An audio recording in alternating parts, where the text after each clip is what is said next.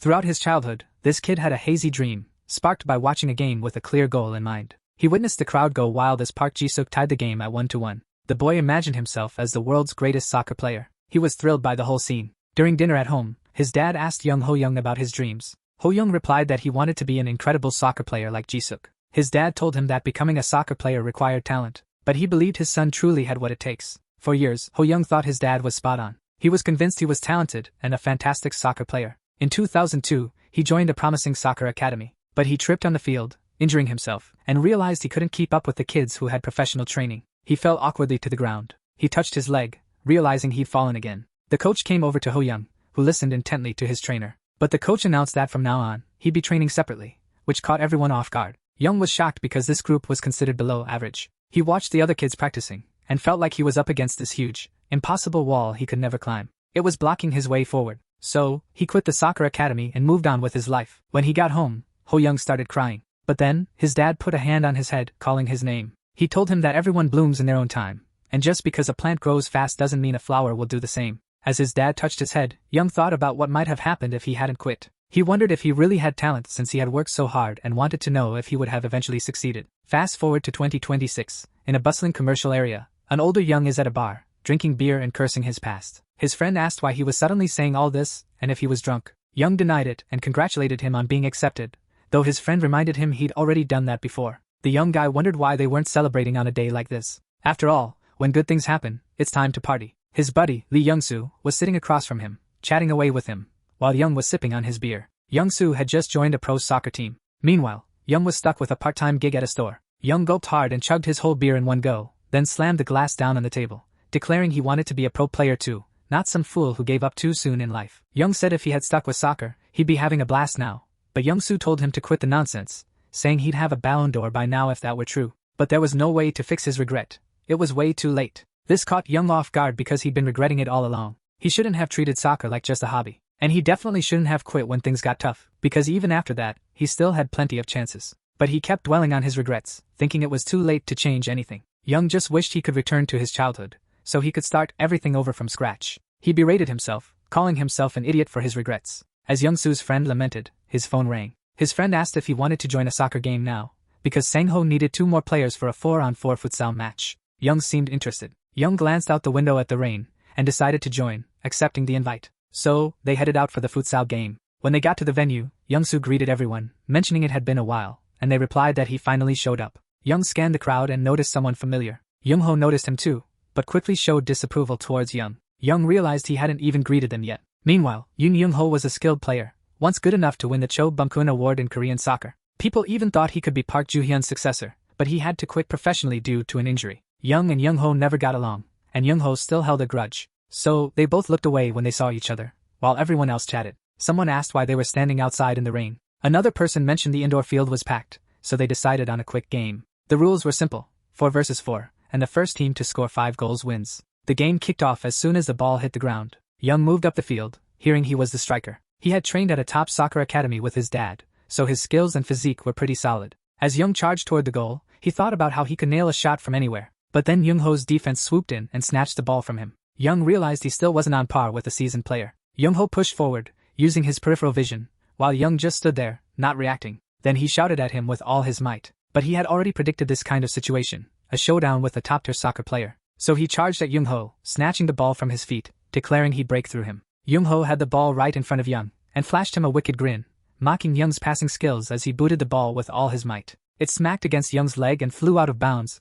resulting in a throw-in. Young reached out his hand, grabbing Young-ho's shirt and warning him not to get too full of himself. But his teammates tried to defuse the tension, and Young-soo urged everyone to chill. Young-ho said he'd let it go this time, but Young should fetch the ball since it went out off his leg. Young shook off his teammate's hold, calling Young-ho a sore loser. He strolled over to the ball, which was resting on the sideline, just off the field. But it was pouring with thunder that day. When Young went to grab the ball, it was buzzing with static electricity. The lightning strike was massive, hitting the young guy hard. He writhed in agony, screaming as the bolt hit him. He couldn't believe it. He'd just been struck by lightning. He thought it was so unfair. He hadn't even achieved anything yet, and now he was hit by this crazy chance. Completely zapped, he questioned if this was real, thinking he'd die for no reason. He yelled into the void, demanding his life back, repeating it over and over, his voice never tiring. But then he noticed something odd and told it to hold up. He wondered where he was, seeing his body intact and fully dressed. Suddenly, laughter echoed behind him. A gigantic portal to the abyss appeared, and a massive being emerged from it, taking form. It unfolded like a demon, holding a staff, and Young was stunned by the sight, asking if it was a demon or something like that. The demon nodded, confirming he was right. Young commented that it was pretty obvious since it looked just like a demon. The demon introduced itself as the demon of greed, known to humans as the brain eater. The demon asked Young if he wanted to strike a deal, leaving him completely speechless. Young found himself face to face with the demon. Young suggested they should clear things up first, and asked what kind of deal they were discussing. The demon agreed to explain and said Young could trade two things with him. The first was time, shown as a green light in the demon's hand. Young listened intently, nodding silently. The demon started with time, explaining that Young could revert to any age between 10 and 23. Young was amazed by this revelation, but the demon warned that there was a cost since nothing in life is free. Young asked what the cost would be. The demon pointed at him while stepping closer, explaining that for each year he went back, he'd lose a year of his life expectancy. This explanation left Young terrified. The demon went on, saying that going back 23 years would cost him 23 years of life, but no one knows when their time is up. Young chuckled at the demon, saying it sounded like a fantastic trade-off. As long as he didn't lose his manly pride or go bald, he was fine with it. People usually live to 100 anyway, so that seemed good enough. Then, he got curious about the ability. The demon promised to grant him its power. Young wanted to know what kind of power that was. The demon of greed said it was the power to have everything he ever wanted. The boy was puzzled and asked what exactly the demon meant. The demon clarified that it meant he could turn other people's talents into his own. Young thought it was tough to fully grasp the ability just from words. He needed to experience it himself. But with this power, he could get anything he wished for. Young noticed the demon pointing at him, and wondered if this was more of a gift than a trade. The demon got ready to unleash its power, asking how many years Young wanted to rewind. Young was taken aback and chuckled, thinking it was ridiculous. But if it was true, Young found himself suddenly standing in his living room, surprised. He glanced around at his surroundings. Meanwhile, the TV was talking about Park Ji-sung's transfer to Eintracht Frankfurt, and Young. He realized he had truly traveled back in time. He sighed, trying to speak a few times. Then he checked his hands to make sure everything was intact. It hit him that it was exactly 17 years ago, August 8, 2002. He was a 10-year-old kid in 3rd grade. Young clenched his fists, declaring he was back at an age where anything was possible. Young glanced sideways and saw his friend nodding. They noted it was already nighttime. Young felt a wave of happiness, thinking how young his mom and dad looked. Dinner was ready on the table. His dad asked, like he often did, what Young's dream was. Young said he wanted to become a soccer player. His dad commented that Young seemed quite refined and asked if he aimed to be like Park Ji-sung. But Young shook his head, saying he'd be even more amazing than Park Ji-sung. He was determined to become the world's best soccer player. This left both his parents surprised. Young grinned, saying that was his dream. His parents laughed warmly at their son's ambition. He ruffled his hair affectionately. Young thought about the future, imagining himself playing against a pro player, sure that his dream would come true. The boy hugged himself, realizing he was back to being 10 years old. He was at an age where anything seemed possible. He could do whatever he wanted after school until bedtime since he was still in 3rd grade. He turned to his dad and asked about the Hypernova. His dad handed him a ball, the official one from the 2002 Korea and Japan World Cup, known as the Hypernova. Young held the ball, curious why just looking at it made his heart race. Young kicked the ball ahead and chased after it. He felt an immense joy doing this. As a kid, he wanted to grow up fast. But as an adult, he realized these were the happiest times. Young paused on the field, debating whether he should test if the ability was real. He closed his eyes and focused inward,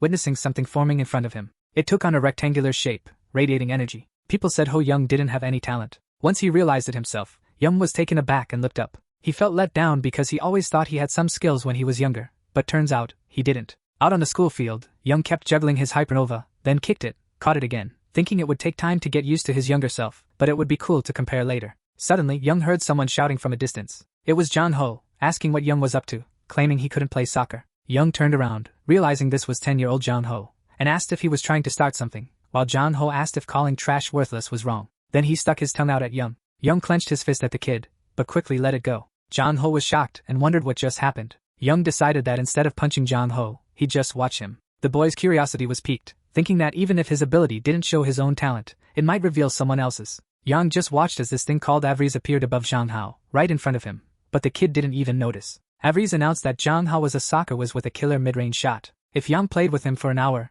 he could snag that talent for himself. Young realized that Mamon's power not only highlighted his own skills but also those of others. But then it hit him. Zhang Hao wasn't exactly a soccer genius, though it was still something. Honestly, it wasn't all that shocking. He wondered if meeting the condition would let him swipe Zhang Hao's skills. After all, this was the gift Mammon had given him, known as Avries. Young wasn't sure what would happen, but he figured he'd give it a shot. He called out to Zhang Hao and asked if he was up for a game of soccer. The ball hit the ground with a bounce as the two squared off on the field, chasing after it. Yang tried to block Zhang Hao, but Zhang Hao went for the goal, and scored one against Yang. Zhang was on fire. Hao complained that playing soccer with Yang was boring and he wasn't interested. Yang thought it was a tough critique, especially from a soccer prodigy, but he shrugged it off. He knew he could mimic a talent if he played soccer for over an hour. Yang decided not to overthink it and go for the best choice. He opted to become a prodigy himself. Then, Avery started to transform, revealing a display of Ho Yang and his newly acquired talents. It showed he now had the talent of a soccer prodigy. Yang got pumped about this new development, and Avery's emphasized his fresh talent, locking it in on the screen. Yang thought that now he and Zhang Hao were equals, and their future progress was up to him, which he felt good about. He glanced at the Averies floating above Zhang Hao, realizing that copying a talent meant the other person lost theirs, and the requirement dropped to 50 minutes. He speculated it might be because the remaining talent was ranked C. Yang suggested they keep playing a bit longer. Zhang Hao wasn't having it, saying Yang sucked at soccer and needed to hit practice. Yang tried to bribe him, saying he'd buy Zhang Hao some teppanyaki if they played more. Zhang Hao was ready to leave, but when Yang threw in some chocolate, he decided to stick around. Yang thanked him, admitting he was still just a kid at heart. Then he just dropped to the ground, totally wiped out from playing. Avery suddenly showed up above him and mentioned he could copy a talent, with the only option being a killer mid-range shot. Yang went for it right then and there, and Avery's confirmed he snagged the talent. The boy got up, saying he was beat and they should call it a day, while Zhang Hao teased him about being tired already. He noted that Yang's skills had gotten a bit better. Yang flashed a sly grin, and said it was all thanks to Zhang Hao. Zhang Hao was curious about that, but Yang brushed it off, saying they should hurry since he was buying the snacks. While they were walking,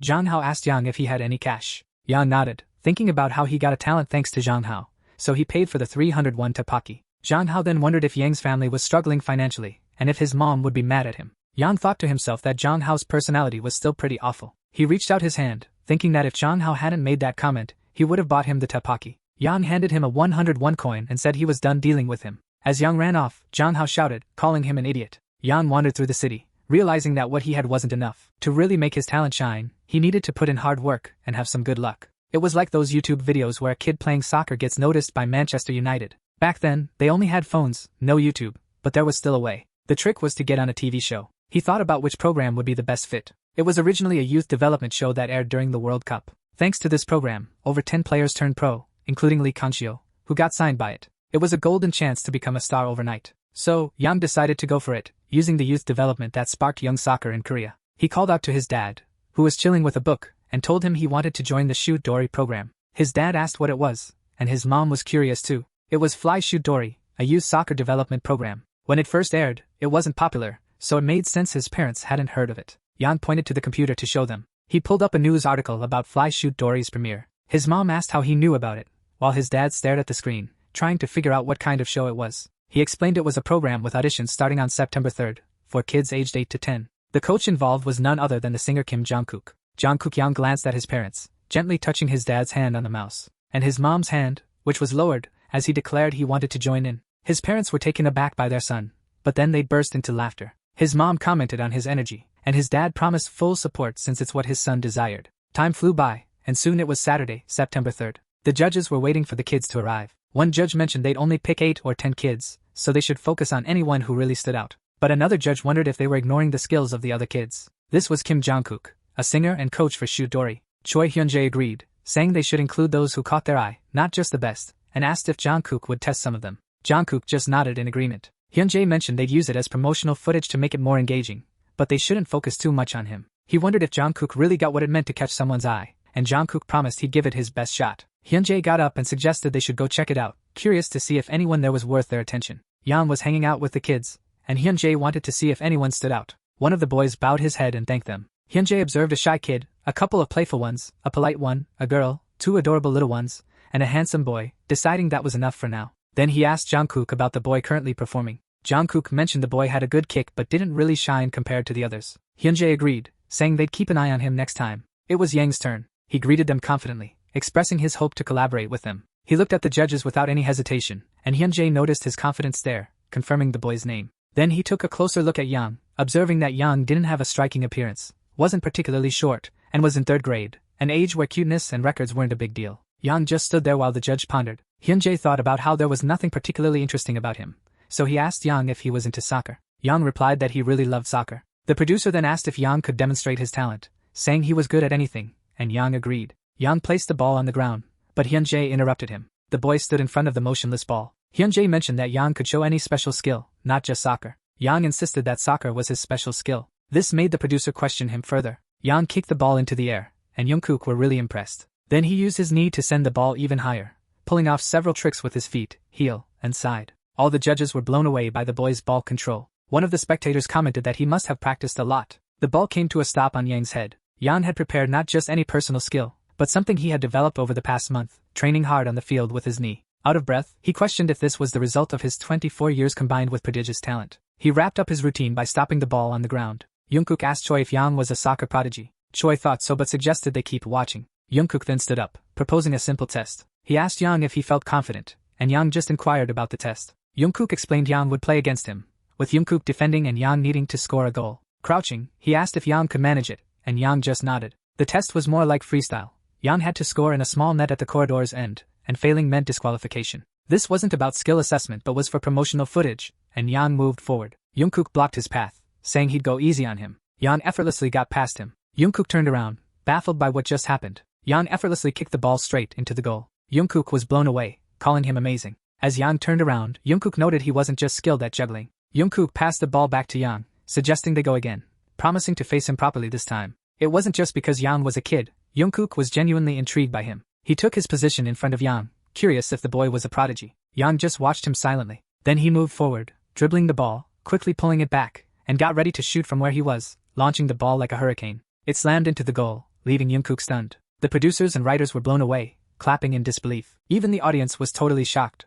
Jungkook realized that even without physical engagement, Yang made a clever play and scored from afar. Yang just stared ahead, not reacting. Jungkook remarked on the powerful mid-range shot, saying he didn't need to see more because Yang was truly talented at soccer. On his way home, Yang was pumped about his win. He figured based on the production team's reaction that he had nailed it, and all his effort was finally paying off. It was a solid start, and if he crushed it on the show, fame was just around the corner. He pictured top teams fighting over him, just like they did with Lee Kang-cheol. Lee was the show's biggest success, skyrocketing to fame and setting fan expectations worldwide. Thanks to that, he landed a spot on Valencia CF, kicking off his elite soccer career. Yang thought about joining Barcelona or maybe Real Madrid, telling himself to be patient. Suddenly, someone called out to Yang. He turned and greeted Kim Jungkook as Big Brother. The man walked over to him, smiling and asking if Yang recognized him. Yang replied that he had seen him on a music show. Jungkook knelt down, saying the kid was great at soccer, offering a fist bump. Yang grinned and bumped fists with Jungkook. Jungkook chuckled and shared a laugh with him. Yang asked if Jungkook would be on the show. Jungkook agreed because his older brother was the director.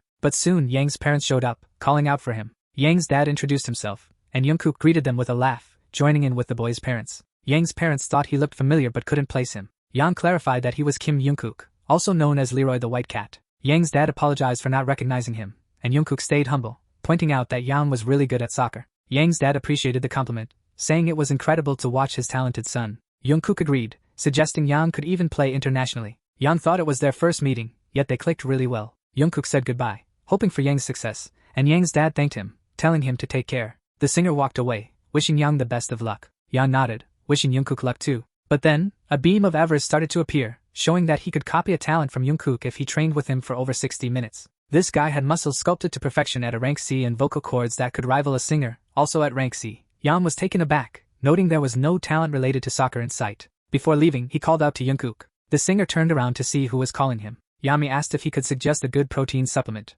Jungkook was caught off guard by the question, but then he grinned at the kid, saying he was a bit young for supplements, but it wouldn't hurt to learn about them, and offered to explain. Yan nodded in agreement, thinking that he got it since he'd heard that was every fitness buff's go-to line, and it seemed legit. Then he asked Jungkook to show him some exercises too. Jungkook chuckled at the boy's enthusiasm. Yan was determined to learn about Avery's fitness secrets, asking for protein advice and workout tips. Jungkook showed him a few bottles and handed one over. He demonstrated stretches for Yan, taught him the right way to run, and even kicked a soccer ball around with him. Jungkook sips his water while Yan thinks it's finally time. Avery shows up, telling him to pick a talent to copy. Yan doesn't hesitate and goes for the sculpted muscle talent without overthinking it. He picks it, and wonders why a soccer player would need a singing voice. Avery starts the activation process for Yan, letting him know he's got the sculpted muscles talent now. Yan feels his muscles getting stronger. It's not exactly what a soccer player needs, but it's super useful. Yan's dad shows up, thanking Jungkook and asking how he can repay him for helping out his son. Jungkook says he enjoyed it too, mentioning he wasn't following any plan, just working out.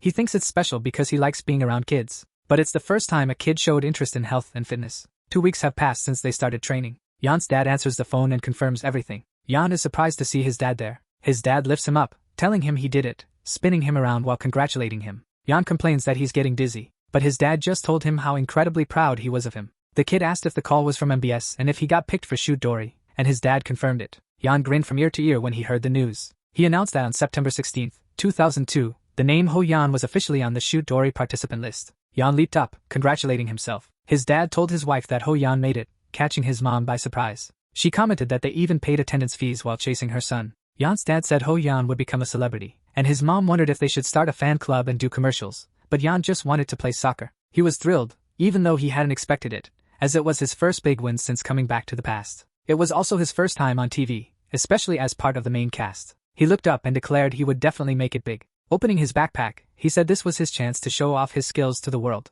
But he wasn't interested in fan clubs or commercials. All he cared about was soccer, so he grabbed a ball. Holding it in his hands, he stared at it. Then he shut his eyes, picturing a stadium full of fans, playing as he sprinted across the field, dreaming of performing at Wembley, Old Trafford, Camp Nou, and even Santiago Bernabeu. With a grin and determined eyes, he chuckled at the thought. He told himself he'd be back after playing soccer, convinced that skill mattered more than any program. Every soccer fan dreams of being like Messi or Ronaldo, but he had his own goal. He wanted to score a hat trick, but his body wasn't up to it yet. The reason was simple. He lacked basic skills. The most essential of these was juggling. Keeping the ball in the air without it touching the ground required precise footwork, demanding focus and practice. Like Maradona's early steps, Hyun began juggling, deciding to take it slow and steady. Even though he was panting, he wasn't worn out. He felt his skills getting better every day. This was the real gift of the soccer prodigy. He decided to repeat it 100 more times. In the afternoon, he hit the field to test his stamina. Soccer, at its core, was all about endurance. No matter how skilled you were, without stamina, it was pointless.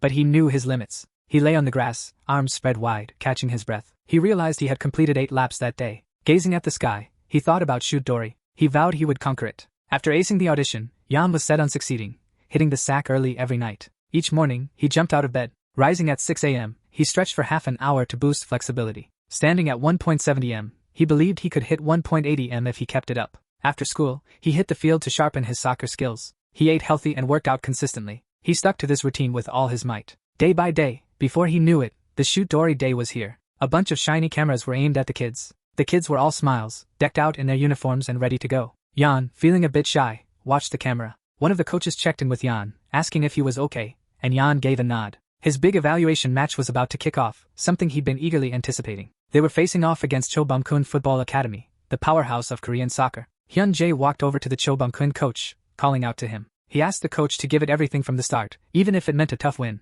because they needed the team to look beaten. After all, they were up against the top soccer academy in the country. If they lost right away, it would crush the kids' spirits and leave viewers feeling heartbroken. But with consistent training and effort, they could eventually come out on top. This was a story that would touch the hearts of Korea. Hyun Jae smiled at the thought. He mused that if this boy succeeded, it would be the perfect ending. He glanced at Hyun, whose promo video had gone viral, especially because of the kid from the Trouts named Ho Hyun. There were whispers that Kim Jong-kook had his eye on this kid, and Hyun Jae figured he should keep an eye on him during the match. A miracle goal from this kid would be epic, but let's be real, it's a long shot. No matter how good he is, soccer's a team sport, and they're up against Chobumkun FC, the top dogs from Chobumkun Football Academy. Even if he tried to do it all himself, it just wouldn't cut it. Hyun Jae started to wonder if he was expecting too much. One of the producers told Choi they were ready to roll, and Choi gave the green light. The kids gathered at the center of the field, shaking hands all around, while the crowd went wild, cheering them on. 2 commentators were on the mic, and Choi Sung-dan announced they were at the Yongin City Soccer Center, gearing up for a big showdown. It was Shoot Dory, a team built to rule youth soccer, facing off against the skilled FC Chobum.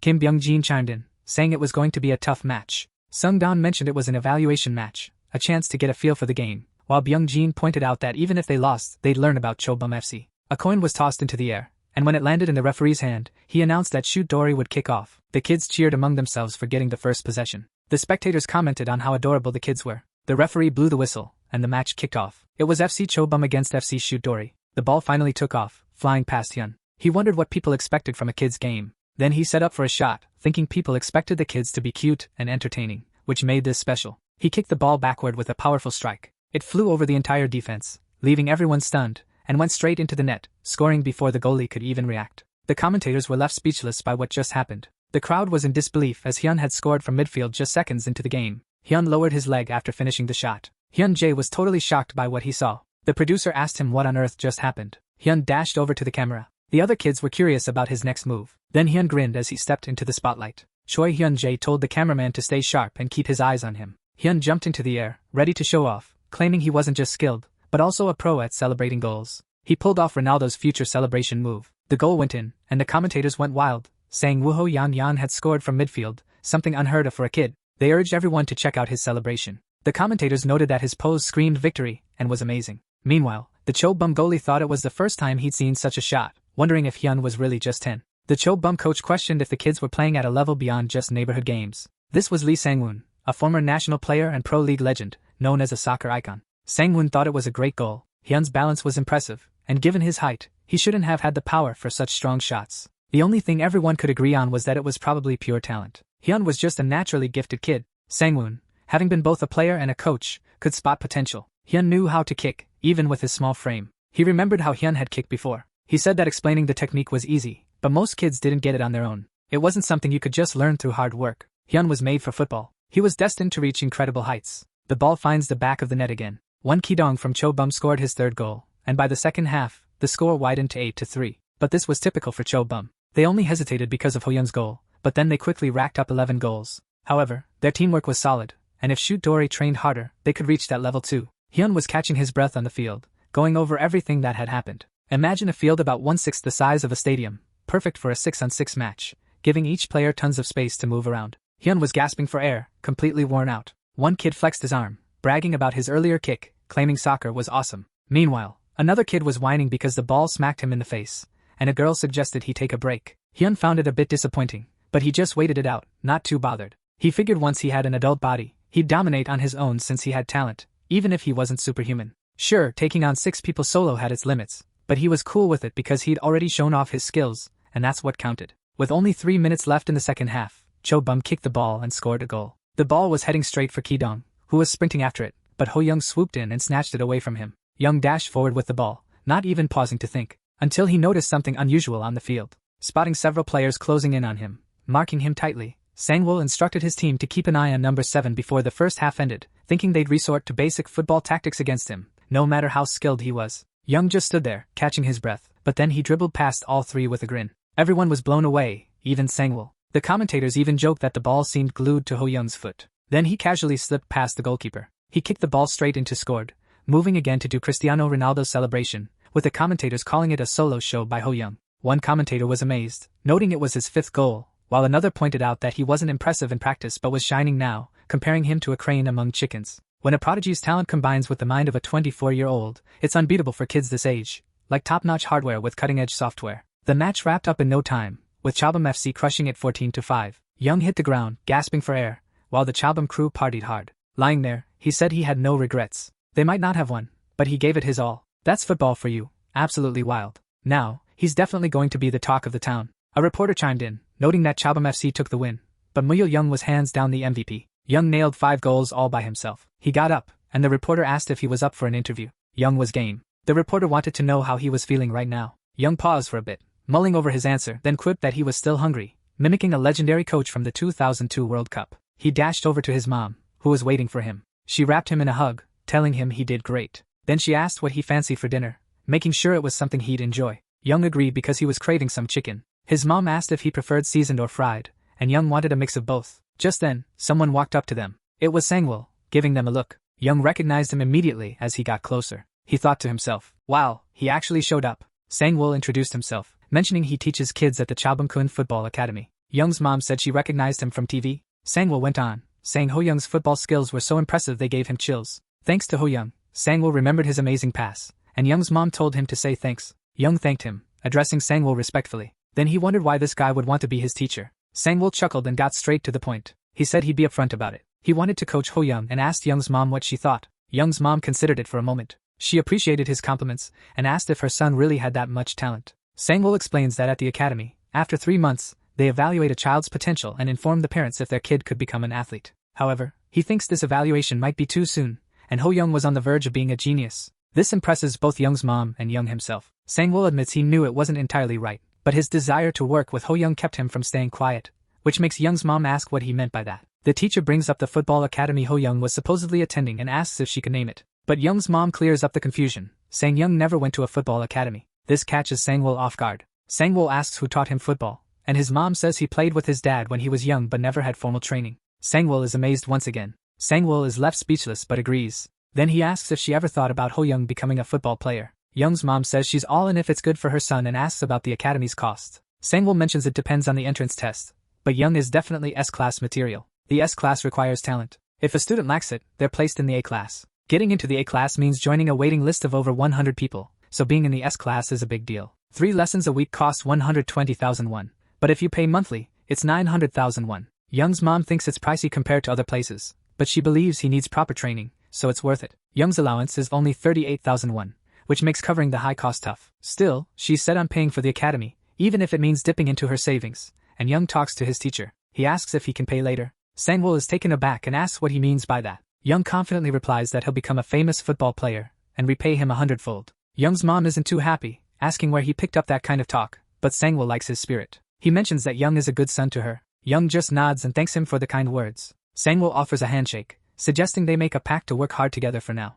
Sangwoo informs Young's mom about a special talent program at the academy, and she's curious. He explains it's a scholarship for gifted kids like Young. Luckily, there's an opening, and he plans to recommend Young to the director. His mom is grateful, but Sangwoo says there's more. If Young makes big strides, they'll support his education and connect him with pro teams to help him become a top player. Sangwoo mentions Young will play with talented friends, and the boy thinks it sounds awesome. So, Young thinks about how the deal was sealed and everyone walked away happy. Sangwoo tells them to gear up for the entrance test soon, and Young's mom is on board. Young figures just enrolling would get him some buzz, so they probably pick him as a special student. Everything's lining up perfectly. For now, his main focus is on football, since he's about to start learning it professionally. He bows to Sangwoo, promising to give it his all. Sangwoo just gives the kid a smile. Young grins back at his soon-to-be coach. Young strolls with his mom, noticing a group of boys hanging out. He realizes they're from Chobunkuin Academy and wonders why there aren't any standout talents among them. Then he spots Kim Ka-hoon, who's got a C+ level talent, which is pretty impressive. But Young can't copy talents that are lower than his own. He thinks his own prodigy level talent is amazing, especially since Yoon Young-ho, known as the little Park Ju-hyung, is so impressive. And while Sang-woon can spot talents, that's not something Young needs right now. So, he mentions that at the academy, there might be someone with incredible talent. Back at home, Young's dad is impressed and asks if he really met Sang-woon. He jokes that he should have taken the day off for such an occasion. He admits it's a bummer not meeting Lee Sang-woon, but he's still super happy. He proudly declares that his son is the best. He picks up the phone to order that pizza from the commercials, celebrating Young joining Chobunkuin. Young gets all hyped up when he hears about the pizza. He mentions they hardly ever eat out. Young's mom comments on the amazing smell, and his dad encourages him to eat a lot. In the past, Young couldn't ask for pizza because of their financial situation, but now he doesn't have to worry. He's determined to succeed and repay them, thanking them for the meal. Young takes a bite of pizza and wonders if it tastes better because he's young or if it's just nostalgia for the old flavors. So, he just couldn't resist, and his dad asks if it was really that amazing. Young nods, saying it was unbelievably tasty, and his parents are the best. 9 days later, Shoot Dory hits the airwaves on MBS. The mix of relief, laughter, and emotion, along with the kids' cuteness, sets the stage for success. Families find themselves tearing up while watching TV. Young's dad congratulates him, and Young wonders why. His dad explains he got a call from Coach Sang-woon, and they want Young as a special student at the academy. Young is taken aback but smiles. Then his mom shows up, calling for her husband and asking what they're going to do. Young's dad asks what's happening and what's wrong. His mom reveals that their son Young has a fan cafe online. Young's dad sits with him at the computer, curious about where it is. He sees that his son is truly amazing, as a fan cafe popped up just one day after Shoot Dory aired and already has over 200 members. Young is shocked there are 200 people, and his dad mentions an article calling him the next big thing after Park Ji-suk. But Young notices not all the feedback is positive, glancing at the screen where a heated debate is unfolding. Some anonymous football players are singing his praises. Young gets it though. South Korea had high hopes since their peak in 2002. After that, European players rose up, Korean football took a hit, and folks craved a new hero. So, despite the criticism, he felt like a beacon of hope and was still pretty stoked. Meanwhile, Young's dad gets uneasy reading something that suggests the whole thing is a producer's project to create a hero, with kids following a script. Apparently, Ho Young is the youngest son of a chaebol family funding the program. He calls the commenter a jerk while his son watches. But Young's mom advises ignoring it, saying those people are just envious of Young. Young agrees, saying that's exactly it, which makes his dad question him. Young clarifies that people are just jealous of him, and that's all there is to it. His dad, clearly impressed, asked him about it, but he insists it was true, and his son was spot on. Young thinks it's just part of the deal for celebs, especially athletes, to face online hate. But that person was seriously a bit of a nuisance. He mentions that since the start of the Chobunkuin game, they were going easy on him, doubting Young could score against them. So Young decides he's definitely going to prove them wrong. The next day, he heads over to the Chobunkuin Football Academy. He watches people running around, noticing a bunch of boys with insane talent and some making impressive passes, while glancing to the other side, spotting talents for breaking through defenses and nailing curved shots. He licks his lips, thinking they hadn't held back on his feast, with plenty of talented kids around. He declares it's finally time to pick his fourth talent. Young was in training, and his mom told Hoil to keep an eye on his brother. Hoyle, being the youngest, watched as his brother skillfully controlled the ball with his chest.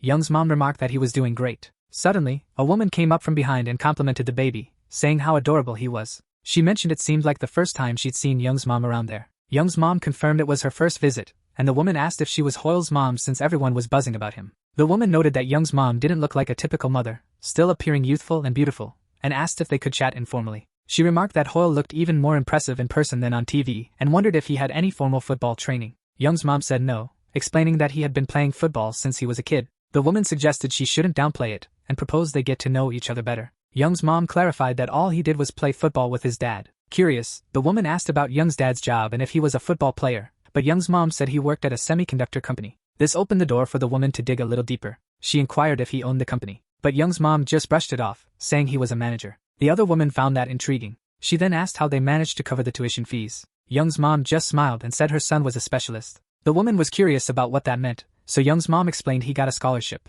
so no training fees. The woman wondered why only her son got a scholarship. Young's mom clarified that her son was really talented at football, and the woman should already know that. The woman was left speechless, and as she turned to leave, Young's mom commented that having a rich husband is nice, but raising a good kid is even better. Meanwhile, Young was out there chasing the ball, being closely marked. Stangwell noticed Young's skills had leveled up again, and in just 10 days, he had improved like crazy. But this wasn't all good news. Many young talents, like Maradona, struggled when moving to adult teams because theory and practice are worlds apart. So, if he grew without balance, it would be like getting poisoned. That would just waste his talent. In the S class, Young could get top-notch lessons from the best coaches while learning the ropes. He picked up how to avoid injuries and nailed the basics of positioning. For instance, in physical battles, he should use his shoulders to gain control of the ball first when up against someone. He also learned a bunch of new stuff, and Stangwell told him that after running, he should just keep going. Young asked where he should run, and Stangwell said it didn't matter. The key was to get used to moving. This was how he developed solid off-ball movement. Off-ball movement was all about positioning and knowing where to be to score.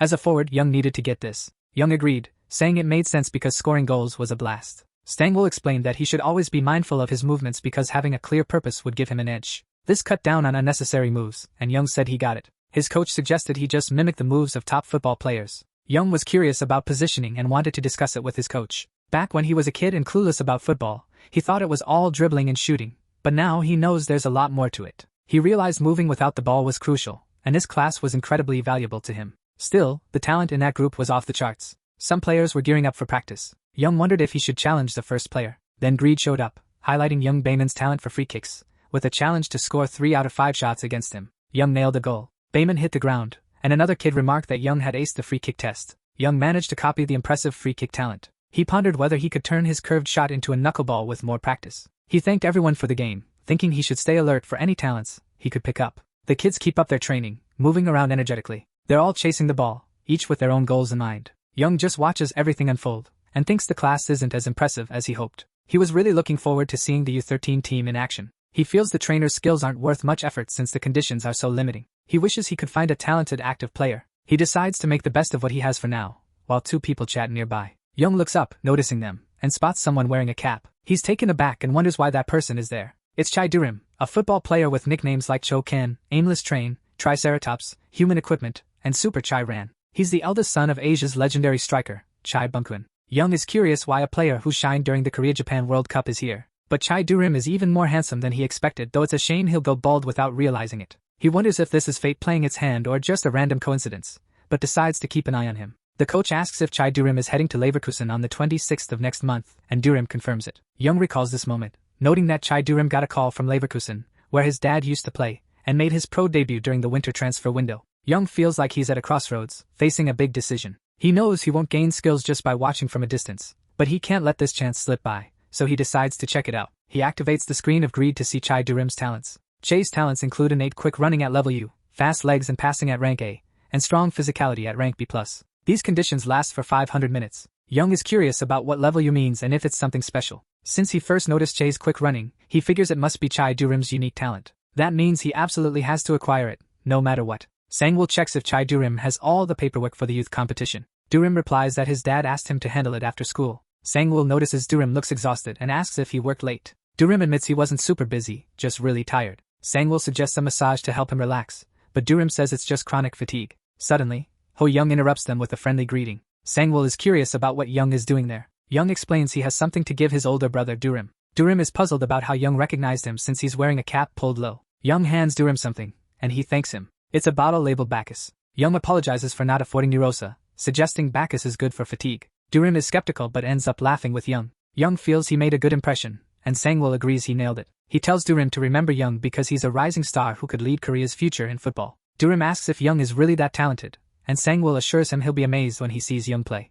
The player thinks that if the coach is saying this, Young must be something special. He then asks Young if he wants to play football with his older brother. Young agrees, seeing it as a great opportunity. They start playing, and Young is impressed by the effects of Bacchus. After training, they're both out of breath on the field. Durim pats Young on the shoulder, complimenting his skills and saying he reminds him of Yoon. Young asks who Yoon is. The player explains that Yoon is someone he's been training, named Ki Sung-yoon. He recalls reading in Cho Bum-kun's autobiography that Yoon would eventually play in the English League, with Cho taking care of him. So Yoon must have learned football from Cho Durim during that time. The legendary player was standing right in front of him. Inside the academy, Sangwoo congratulates them on their performance, and asks how they're feeling. Durim reminisces about the good old days, while Sangwoo mentions that football players solve problems on the field. The player agrees but mentions his dad isn't home and asks if Sangwoo has seen Young. Sangwoo says he hasn't seen Ho Young yet but assures him he'll come by next time. Durim recalls how his father used to train Young. He then asks if Young wants to pursue a career in football. Young confidently replies that he definitely plans to become a football player. Durim points out that Young is the only one his father personally trained. But Young starts to say something. He asks Durim to take him under his wing and guide him. Young wants to learn football from Durim, just like his older brother, Ki Sung-yoon. Durim notes that Young has already been coached by Sangwoo. Young asks if Durim could teach him something different from what the coaches do. He wants to become an incredible football player like Durim and hopes to practice with him. Then he earnestly pleads with Durim while he's convinced that unique talent is rare, so he's determined to keep pushing until he gets it. Durim advises him that with Young's skills, the coach will definitely take notice, so he should just keep working hard. Young asks if he can visit Durim's house sometimes, but Durim says he's too busy and Young's parents might worry. The boy feels like his plan isn't really working out. Cho Durim notices how disappointed he looks after being turned down. He asks where Young lives, and the boy says he's from Anyang, in Gyeonggi province. Durim repeats, Anyang, and then asks what Young thinks about trying something new. Young's mom apologizes and asks what she can do to help. Just Young asking was a bit troublesome, especially with training, but Durim says he likes kids who are good at football and his dad used to have him look after kids. However, it would only be for an hour a day for a month at a private house where he runs early in the morning. Young's mom asks where his house is, and Durim says it's in Gyeongnyeol, but he's currently staying in Anyang with a close friend. Young never realized how close Durim was, but now he sees this as a perfect chance to train together. The next day, Young catches up with him during his run. He spots Durim in the middle of his stretching routine. Durim gives him a nod. Young can't help but grin with excitement. They start running through the streets together. Young thinks about how much he owes Durim for this opportunity, even though it was a bit of a hassle. Suddenly, Greed pops up, mentioning he can copy a talent. Training with Durim helped him meet the conditions in just a week, which was surprisingly easy for a U-level talent. The quick leg passing is tempting, but he's more interested in getting that innate chase speed. He's torn about which one to choose. Durim's speed when reaching the ball is impressive, and people say his quick legs can mess with balance. It's truly a one-of-a-kind talent. Greed warns Young it'll take 30 days to fully acquire the talent, and during that time, he can't copy any others. Young is amazed. It's his first time experiencing something like this. It's like digesting a meal, and he realizes that achieving high-level talent is no easy feat, but he's not worried since there aren't any major competitions right now. Plus, he's made connections that money can't buy. To him, this is what being a football player is all about. It's about taking one step at a time, then another. He feels like he's getting closer to truly becoming a football player. Time flies as he juggles between training and filming. By mid-November, a Shoot Dory team manager gets busted for reading results, but the team keeps growing every week. Meanwhile, in the Premier League, a 16-year-old prodigy makes waves in Korea with a single phrase during his debut for Everton. That phrase? Remember the name Wayne Rooney. In 2002, after Cristiano Ronaldo, another star emerges, and Young reflects on his own future while watching that debut. Young's feeling extra nervous today. It's not just a regular game, it's being broadcasted, and bigwigs from the Korean Football Association and journalists are watching. Cameras are all over the place, aimed at the field and the players. Then, Young's dad shows up and tells him not to let it get to him. Sure, those kids might be tall, but Young's got skills. He nods, agreeing. Young confidently promises he's going to win. His dad gives him a pat on the head, calling him amazing and wishing him luck. Young takes off, running down the path. A commentator notes that Young's moves are looking sharper and asks if Byujin agrees. Byujin nods, saying some folks think it's just luck, but he's sure it's not just because they're close friends. Seong-dong teases Byujin about already networking with the next generation and jokes about Song-neon being low on cash. The commentator warns that jokes like that could be misunderstood, and Byujin wonders if Sutdor, hungry for victory, will clinch the win today. This is their toughest challenge yet, going up against a legendary Brazilian club. They're facing off with the Sao Paulo team. Hyun Jae thinks about how Sao Paulo had legendary players like Titi, Leonardo, Cafu, and Rivaldo. Back in 2002, they came to Korea for the Viva World Youth Championship, hosted by the Korean Football Association and MBS. The Sao Paulo team charges onto the field. Hai and Jay set up a friendly match between Zador and Sao Paulo, hoping to boost viewership. Xiong is feeling the pressure, wondering if they stand a chance. Zador had trained hard, but Sao Paulo was on another level. They were not just older, but also physically bigger. Xiong realizes there's something more going on. One player shows off by kicking the ball with his heel. Another kid shouts to Douglas, mentioning that the coach promised him a trip to an amusement park if he scores 10 goals. Douglas is a future Brazilian star, once scoring 15 goals in a friendly with Flamengo's U13, and his speed makes finding a rival his age tough. Young wonders if he was part of Sao Paulo, but it doesn't really matter. He activates his greed while watching him. He realizes he's a prodigy with a B+ rank, known for his speed and genius that outshines others. But achieving his goals might come at a cost. Young licks his lips as he reads this, thinking it's incredibly tempting. The coach figures that with Costa, they could score 10 goals. But after the last game, he noticed Young really knows how to play football. That coach is Carlos, the head coach of Sao Paulo, who admits they don't really need any fancy tactics. But he calls over Douglas, Costa, and another player. They walk over to their coach without any hesitation. Carlos tells Douglas to take it easy and treat it like a warm-up since the big game is next week, but he still needs to score 10 goals. Douglas confidently says it'll be like taking candy from a baby. Then Carlos calls over Casemiro and asks if he sees number 7, instructing him to mark him one-on-one. Casemiro asks if that's Ho Young, and Carlos says it's a chance for Casemiro to learn something new. Casemiro is pretty ticked off and asks the coach if he really thinks they're going to lose. Carlos, though, tells him to chill and watch how Young plays. If Young doesn't score, they're hitting the amusement park. He then gathers everyone and says it's an 8-on-8 game, something they've done a million times, but the field's in top shape today. In the midfield, they're going to create chances, and he checks if everyone gets the plan. He gives the goalkeeper a heads up to watch out for those long shots from midfield. Casemiro is determined not to let those kids win. The vibe is different because of one person, probably Ho Young, who's 15 centimeters shorter than Casemiro. Casemiro plans to stop him from scoring, but even if he can't, they just need Douglas to net 10 goals to earn that amusement park trip. Casemiro throws his arm around Douglas and says they've got this, and Douglas is on board. And so, the match kicks off between Sao Paulo and Shudori. It's a big game, with Sao Paulo starting off with possession. So, a Sao Paulo player takes a shot, and the commentator is like, "Wow, these guys are on another level. They don't just run around aimlessly from the get-go. They pass with precision, showing off what makes a team truly world-class. They kept control of the game by working the ball through the center." One commentator points out that Westerners tend to be taller than Asians, even as kids, which makes the game tough but a great learning experience. Brazilians might not be as tall as Europeans, but they've got that agility and flair, which is what Samba football is all about. Shudori was having a hard time against a bigger, more dominant team, and someone wondered why that was happening. A commentator noted that it showed the team's lineup was too thin, except for Young, and Bujin chimed in, joking about their home field advantage. Right then, Douglas Costa, wearing the number 9 jersey, tried to break through by dribbling past them. He used his incredible speed to extend his first touch and completely dismantle their defense. In a flash, he was past them. Douglas was baffled, thinking the Koreans were playing terribly. He went for the kick, determined to score his first goal. But someone got in his way. It was Young, blocking Douglas Costa's shot attempts. He sent the ball flying out of bounds. Douglas asked if his shot was blocked. Young just stood there, smiling as he watched how things played out. Facing Douglas head-on, Young stared him down, sweat dripping. Douglas cursed, saying Young just got lucky. The game resumed its usual pace. Young kept intercepting the Sao Paulo players. The crowd buzzed about number 7's interceptions, wondering if Douglas Costa would ever score. Douglas felt he should have scored twice by now, but he hadn't even managed a decent shot since the first one. His best opportunities slipped away as Young kept blocking him. It wasn't just luck. Douglas realized Young really knew his football.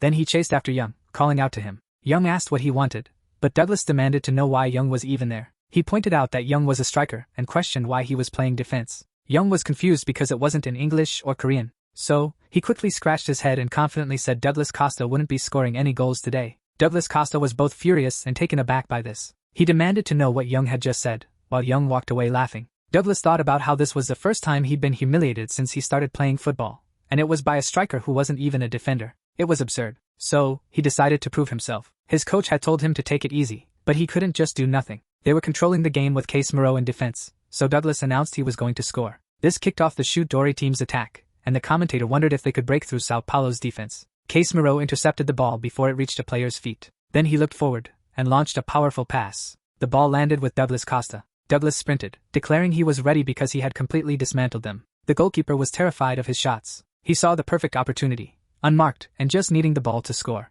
But then someone else showed up. It was Young, who snatched the ball right from Douglas Costa's feet. Douglas was baffled, wondering when Young had even arrived. The ball suddenly switched direction, with Young moving away from Douglas. Douglas questioned why a striker like Young was always on defense, but he figured with his speed, he could catch Young since he had reached this level. So he took off in a massive sprint, but all he managed was to run out of breath, as Young kept staying ahead, leaving Douglas puzzled about why he couldn't catch up. While Young kept running in front, Douglas realized he had lost the speed race, and Young was only getting further away. Douglas paused on the field for a moment. He sighed, glancing around, gritting his teeth in frustration, kicking the ground and wondering what on earth was happening. The commentators pointed out that Douglas was getting frustrated, while Young was revealing a whole new side of himself. Although Douglas was known for his long-range shots, he had been working on his dribbling skills instead. Young charged toward the goal with zero hesitation, thinking that Chibdurim's dribbling style was totally unfair. He wondered just how skilled a football player needed to be to surpass him. Then, he spotted someone ahead of him. Young activated his greed ability and focused on the boy. The greed interface appeared behind him.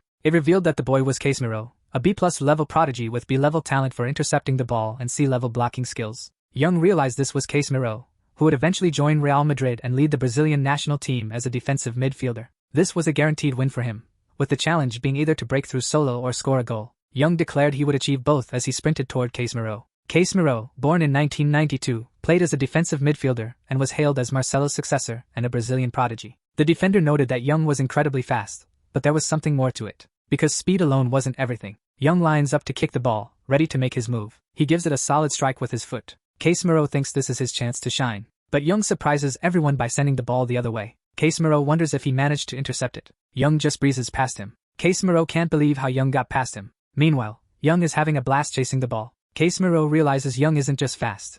He kicked the ball way ahead and sprinted after it. Young quickly closes in on the goal. The goalkeeper braces himself, determined to block the shot. But Young fires from a distance and scores. Young teases the goalkeeper, calling him slow. Everyone is stunned, even the commentators, who can't believe Young's talent. He just scored the first goal against the renowned Sao Paulo team. The commentators are grinning, saying they're proud and that Korea's future looks promising. Thinking about how Young outplayed Douglas Costa, Sao Paulo's star player, and even broke through the center defense led by Casemiro, who usually dominates both offense and defense. Young gets all hyped up, saying that would make the perfect subtitle. Our reporter mentions that Young is killing it, and the viewership is going to skyrocket. The producer agrees, saying football is wild. It's especially because of Young, who heads toward the cameras, leaping off the ground, getting ready to celebrate, shouting as he lands. He thinks about how Choi Durim's skills are insane, like having a cheat code in his body. But then, he feels a slight twinge in his knee. The crowd is yelling that this is a win for Korea. Young admits he's nervous because of 1-1, as he's still playing on a field that's beneath his level. Then he rushes back into the game, determined to dominate the entire field. But suddenly, he spots Greed appearing above. He notices the screen of Greed he wanted has shown up, and without hesitation, he chooses to become a B+ level football prodigy. Glancing at Greed, which reappears on Casemiro, the challenge is to score 2 more goals and make 5 solo breakthroughs. With just 30 minutes left, Young is confident he can pull it off. Carlos stands on the sidelines with his team, pondering that he can't risk Diego Acosta's condition before the big tournament. So, he decides to sub Diego out. Diego insists he's not in great shape, but believes he can push through. Carlos argues that if Diego's not feeling well, it's best for him to rest on the bench. He tells Diego that he learned something important today, and he should sit out and reflect on it to apply it next time. Theo Acosta questions how he can learn from Asians, claiming he's a Brazilian destined to be a national football star. His coach gets upset and demands to know what he just said. He warns Diego that such racist comments could earn him a red card. If Diego can't appreciate others' skills, he should watch from the sidelines to see the reality. Douglas is observing the match from the bench, looking exhausted as he does so. Young charges forward with incredible momentum in the final seconds, even giving Sao Paulo a tough time. Sao Paulo's defenders are visibly frustrated as Young closes in. Douglas can't believe Young is pulling this off at his age. Carlos reminds Douglas that he just turned 12 a couple of months ago, and Douglas nods. Carlos points out that he's not like this young talent, but Ronaldo went pro at 14. Douglas agrees, and the coach insists he knows what he's talking about. He adds that only Douglas's fans will put up with his antics, but even that takes skill. Douglas apologizes to his coach. Carlos thinks about how Young has incredible stamina, strong muscles, and insane speed with the ball. He mentions he's trained many young players, but this kid is on another level. He wonders where such a prodigy could possibly come from. The ball bounces on the ground. The goalkeeper just dodges as the ball heads for the goal. And with that, Sao Paulo scores. Commentators joke that the team just needed time to get used to the field, and that Sao Paulo's players are not backing down. Young was feeling drained, thinking maybe it was because he was trying to play football solo. But if he could take down a strong Brazilian team, that would be huge, and he was determined to win that day. He grumbled to himself, really wanting that victory. Then he charged at the Sao Paulo players, pushing them to pick up the pace. The game wrapped up with Sao Paulo winning 9-4. Carlos thought about how he managed to cling to his last shred of pride. This match was supposed to boost morale for the youth tournament, and he was puzzled about how it turned out this way. Meanwhile, Douglas was watching the game from the sidelines. He was caught off guard, but in a good way, thinking the young guy had potential. Carlos mentioned to an analyst that Young had promise, and the analyst agreed, saying Young reminded him of how Ricardo played a few years back. Young's ball control was insane, and while his regular speed wasn't impressive, he was explosive once he got going. The analyst was eager to see how he'd develop. He mentioned that Young had the talent and skills to become a star. Carlos agreed but pointed out that while Young was fast and brilliant, his basic skills needed work. More than anything, Young just loved playing football. At this stage, Young seemed like a solid player. The analyst joked that the comment about loving football was spot on. Whether Young would become a genius, an average player, or just mediocre all depended on what lay ahead for him. Young's dad said they lost, but it was a great match, and his mom agreed. Suddenly, someone approached them, calling out and catching them off guard. It was Carlos and his analyst, and Young's dad recognized them immediately. Young's mom greeted them in Spanish. Carlos asked if she spoke English, and she explained she was born in Spain. He introduced himself as the youth coach for Sao Paulo and said he wanted to chat with them sometime. Young's mom asked how she could help the coach. Carlos was curious if her son was part of a youth club, because in football, borders don't exist, and her son was like a diamond in need of polishing. The guy offered Young a youth contract, saying he'd get training at his club. He wanted to know what Young thought about it. Young felt his own greed kicking in. He was eager to decide which talent to snag from Casemiro and Douglas. Casemiro's skills were all about defense, but they were just at AB level. With Douglas, Young faced a tough choice. Young already had a B+ level talent in football prodigy, so copying it again might not do much. He wondered if he should go for the racing legs talent instead. Douglas had this skill called charge and sprint, which let him burst into speed when he had the ball. But when it came to receiving a pass, he was slow, and overusing it could mess up his knees. Young figured it was smarter to complete the quick legs talent, since many football prodigies weren't that fast. Moving well without the ball was crucial, along with getting better at medium-range shots. So, he went for the racing legs and instant ball reception talents.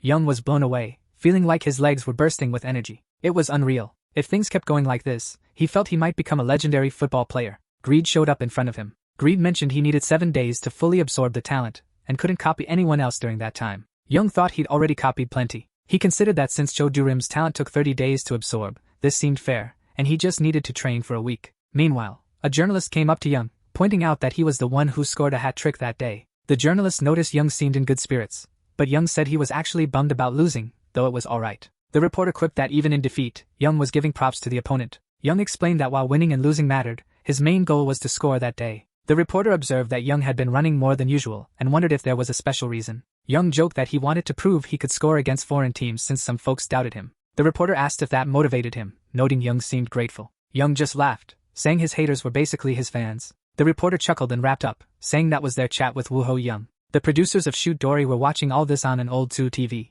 Ha Young Jae stood up, laughing, and called Young a funny guy. He added that this episode was definitely going to blow up. They set the table with food. Young was caught off guard when he heard about being scouted by Sao Paulo. His mom mentioned he needed to enroll in school and pass regular evaluations, as FIFA wouldn't allow it now since he's too young. Young agreed, acknowledging he was too young to travel alone, and his mom praised him for being smart. FIFA's Article 19 states that only players over 18 can transfer abroad, a rule to protect young athletes. He thought about how this meant disciplinary action was likely, but Sao Paulo securing a contract showed they had a plan. He tells his parents he can't figure out why Carlos, the coach, just up and left without saying anything. His mom explains that there were tons of journalists and people interested in Young, so they only had a quick chat. Young wants to know what they talked about, and his dad says it was pretty obvious. Young is shocked and asks why they said that. His dad explains they told them they couldn't send their 10-year-old son abroad, and it wouldn't be a smart move. Young feels bummed out hearing this, but then his dad admits he was just messing with him. Since he didn't speak Spanish, he just thanked them and left, but Young's mom handled the negotiations. Young asks what his mom said during the talks.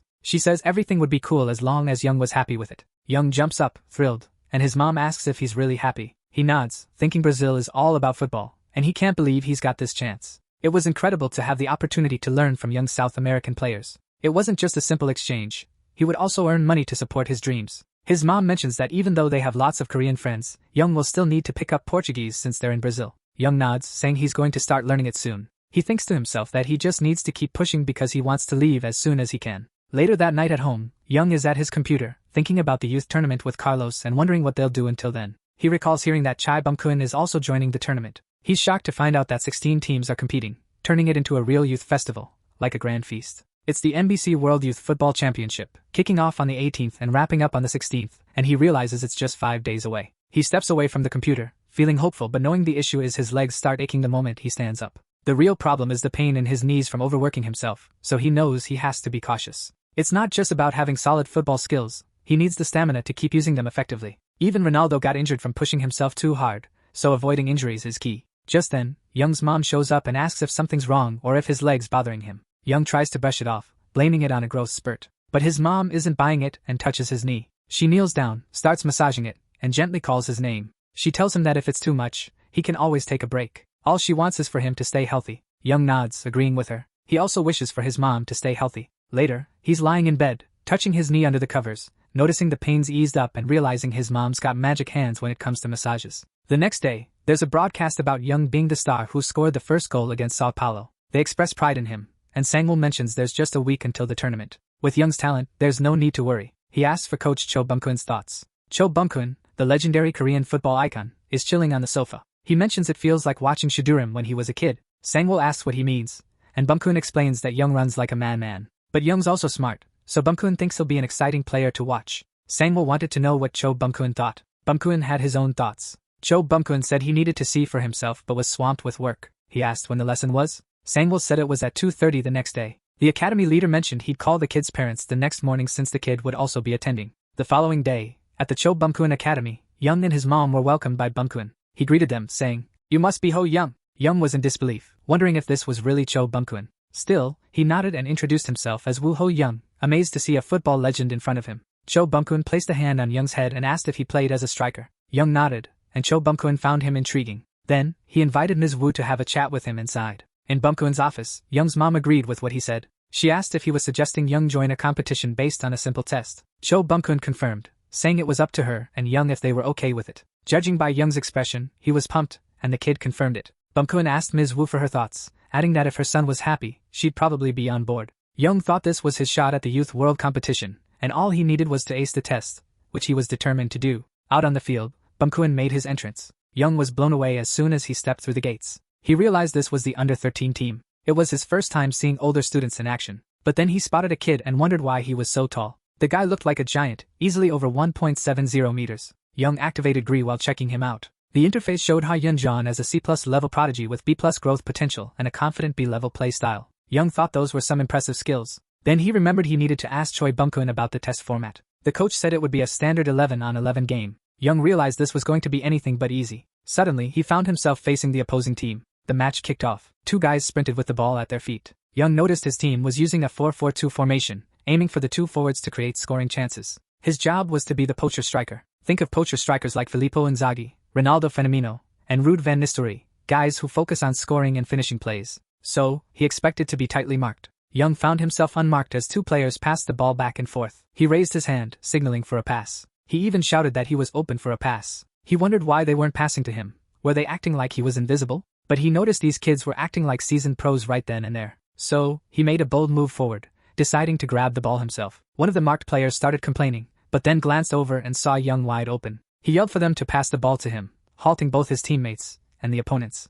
Stan Wolf thought it was incredible but tried to keep a straight face while Bun Khan remarked that Young had flair. The coach questioned this, and Bun Khan explained that when there's distrust among teammates, you have to show your skills, just like he did in Germany. As Johan Cruyff once said, the joy of football is having the ball, and even if there's a chance of losing it, that's the essence of the game. Just by watching, Bun Khan could see he was putting this into action without a second thought. Young shouted as he chased the ball, claiming it was his, and his teammate did the same, insisting the ball belonged to him. But Young kicked it into high gear, snagging the ball and commenting that it was a great pass. His teammate was puzzled, asking why he intercepted the pass. But if they wouldn't accept him, Young was determined to make them acknowledge his skills. He sprinted toward the goal, yelling, as he dribbled past every defender, urging himself to keep going. The defenders stared at Young, baffled by his speed and wondering what kind of craziness this was. Young just cleared his path, driven by his hunger for goals as the striker. More defenders tried to team up and block Young, but he launched the ball into the air. It soared over one of them, who was left asking what just happened, until the ball landed at the feet of the player wearing the number 9 jersey. Young shouted for him to go for a header, and Ha-Yun-jan did exactly that, sending the ball into the net before the goalie could react. Greed informed Young that he had completed the condition of making 15 or more assists in matches and playing football with him for 250 minutes. Because he was determined to reach at least 1.80 meters tall in this life. Ha-Yun-jan was once dubbed the Korean Zlatan Ibrahimovic. He mentions that Young made an awesome pass, and Ha-Yun-jan's secret weapon was his impressive height. At 1.70 meters now, he's expected to hit 1.90 by the time he's 12. For a Korean, hitting over 1.90 meters is pretty rare, so having that kind of growth potential is a real gift. It's a tough situation since it relies on genetics, but Young is determined to beat the odds. He remembers the ball going to Ha-Yun-jan, and Ha-Yun-jan heading it straight into the goal. Then, he walks over to Young and celebrates with him. Later, in Cho Bum-kun's room, he notes that Young scored once and assisted 3 times in the first match, and Young confirms it. Bum-kun asks if Young likes assisting or scoring more, and Young admits he prefers scoring goals. The coach wonders why Young passed to Ha-Yun-jan for the goal, and Young says it was to lower the team's guard and make them accept him, even though that wasn't the truth. Cho Bum-kun tells Young he understands the team dynamics, and informs him that he'll now be part of the competition class, so they'll need to meet his parents. Young nods, agreeing with the coach's plan. Meanwhile, he activates greed on the coach, uncovering various talents and conditions. Greed mentions that some fated talents aren't visible. However, Young learns he can gain a talent if he scores 30 goals from 30 meters and reaches the semifinals. Seeing this, Young can't help but lick his lips in anticipation. Cho Bum-kun notices Young's intense gaze and asks what's up, but Young brushes it off as nothing. Young realizes he might have been staring too much and wonders if the L in Bum-kun's thigh talent stands for Legend, a classification he's never seen before. Known for his powerful 31-inch thighs, Cho Bum-kun's running prowess is legendary, and Young isn't about to overlook that. As expected from a legend, the conditions are tough, making Young question if he should really pursue them, given Cho Bum-kun's exceptional skills. Cho Bum-kun then asks if Young has heard anything from Sao Paulo since Flamengo last took a player. Young mentions he got an offer, and Bum-kun asks what he's planning to do about it. The kid's all excited and says he really wants to go. That makes Cho Bum-kun smile. Cho Bum-kun tells him it's a smart move because, even though it's tough, he needs to keep going if he wants to be a great player and see different countries. Young thanks him for the advice, and Cho Bum-kun tells him to stay in touch when he's abroad and to reach out if he needs anything. Young just nods and agrees with his coach. From then on, he dives into team training and starts fitting in. He dishes out assists to Saek-hye and Jun whenever he can. Because of this, his role shifts from being a goal hunter to a second striker. Sangwoo explains that a second striker backs up the main striker, helps score goals, and plays both as a midfielder and a forward, dribbling, breaking through, passing, and shooting. So, Young should lead the attack but not stress too much and stay confident. Young thinks his coach is kind of contradicting himself, but he just smiles and agrees. The day before the big match, Young sends a perfect pass. Hyun-jun races toward the goal, chasing the pass, and heads the ball straight into the net, scoring a point. Hyun-jun compliments Young on the pass, and Young returns the praise for the header. Sangwoo thinks their teamwork is nearly flawless, and at this rate, they'll at least make it to the quarterfinals. Even against European powerhouses like the Netherlands, Portugal, or Germany, they won't be outmatched. He then tells everyone they did a great job and should change and rest up.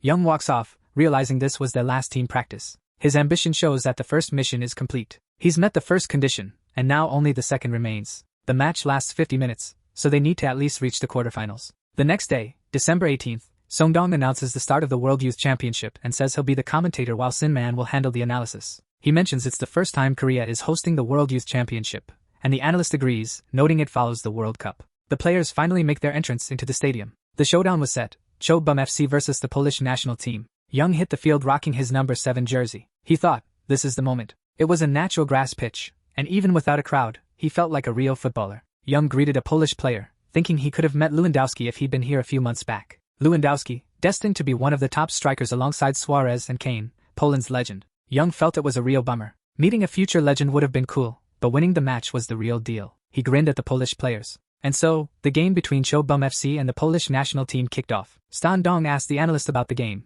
and Myung-suk believed they had a shot at winning. Woo Young's presence was the wild card. Cho Bum FC lined up in a 4-4-2 formation, pressing all over the field. Meanwhile, the Polish national team set up in a 4-2-3-1 formation to counter their opponent's physical play. The Polish players yelled to tighten up the center. Kamil sent the ball over to a teammate. The 5 midfielders started passing it around, taking control of the field. Kamil urged Jaros to make his move. He then launched the ball forward. This caught the Cho Bum FC players off guard as the ball moved upfield. Their defense crumbled as a player pushed forward. Yaroslav Kaczynski broke through Cho Bum FC's lines. He figured if he kept his first touch solid, he could take them on one-on-one. The ball was supposed to land at his feet, but Young intercepted it. Yaroslav was puzzled why a striker was in that spot. Young then sent a high cross. He passed it to a teammate. A Polish player blocked him, questioning if Young really thought he could just stroll through with the ball. But Young dribbled right past him. The Polish player was left wondering if Young even had the ball. A Cho Bum FC player noticed Young sprinting across the field. He passed the ball to him. Young thought it was an incredible pass. Young is up against 3 defenders now. They're trying to block him as he controls the ball, but Young just blasts off with insane speed,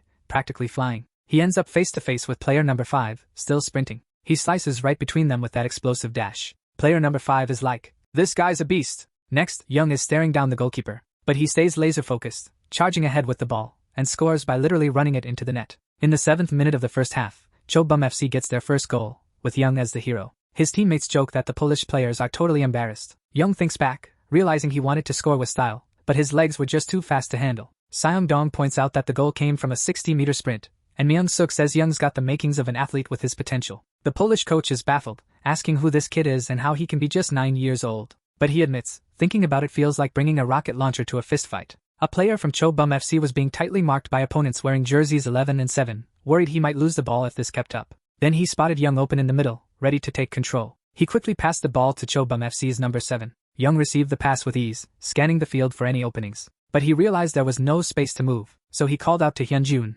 urging him to make a run. This caught Chobum FC's number 9 off guard, as well as a Polish defender wearing jersey number 3. The commentators pointed out that Young was looking for Hyunjun, who needed to stay composed and connect. Young felt that Hyunjun responded well. He then dribbled past the Polish defender marking him, confident that Hyunjun was moving as planned. Just as the commentator mentioned this, Young broke free to the side, determined to make this play count. Hyunjun, despite being marked by 2 players, called for the ball. Young thought it was a signal for a long pass, convinced the ball couldn't be intercepted mid-air. If it got through, it would lead to an assist. But Young hesitated, glancing ahead. He noticed the path to the goal was wide open. So, he geared up to take the shot. The commentators dismissed the idea, calling it an unexpected mid-range attempt. The goalkeeper couldn't reach the ball that Young launched. The ball sails in, and it's a goal. Sean Dong points out that Young opted for the shot instead of the assist, and Myung Suk notes, he found a brilliant surprise angle. Young celebrates, amazed that he actually pulled off the move he envisioned. Then he leaps forward, celebrating and wondering if Ronaldo always felt this way. Mimicking Cristiano Ronaldo's celebration once more, Young laughs, eyeing the grid,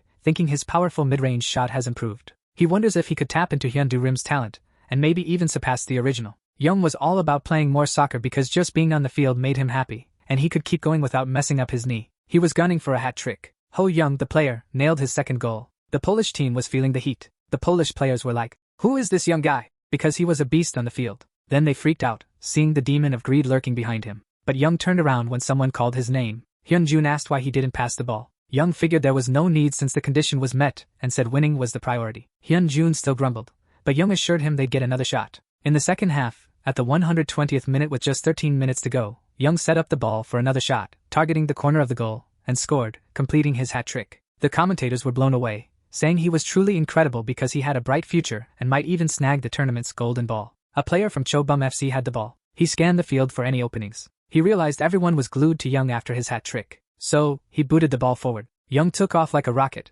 chasing the ball that was sent ahead. He got control of it, and kept charging forward. Young thought the pass was too far, and the defender was already closing in. Things weren't looking great for him. But then he heard someone shouting his name. It was Hyunjun, completely unmarked. He was yelling at the top of his lungs. Young passed, hoping Hyunjun would head it straight in. Hyunjun watched the ball soar towards him, and he effortlessly headed it into the net. The commentators called it an amazing assist and the 4th goal for Chobum FC. Hyunjun pumped his fist to the crowd, celebrating with her, who was glowing with pride at her son's move. Young thought the celebration was for Hyunjun's mom. Then he glanced at the crowd, spotting his own mom watching him play. Young gave her a thumbs up with a big smile. Hyunjun gave Young a pat on the back, complimenting him on a great pass. He also thanked his teammate for the assist. Young mentioned that soccer is all about teamwork, contrasting it with the loneliness of life. During the post-game interview, a journalist introduced Young as the star who led Chobum to a 4-0 win and asked how it felt to be the game's highlight. Young credited the victory to his teammates, saying their support was crucial. The journalist noted that Yang's response was mature and asked if he had anything else to add.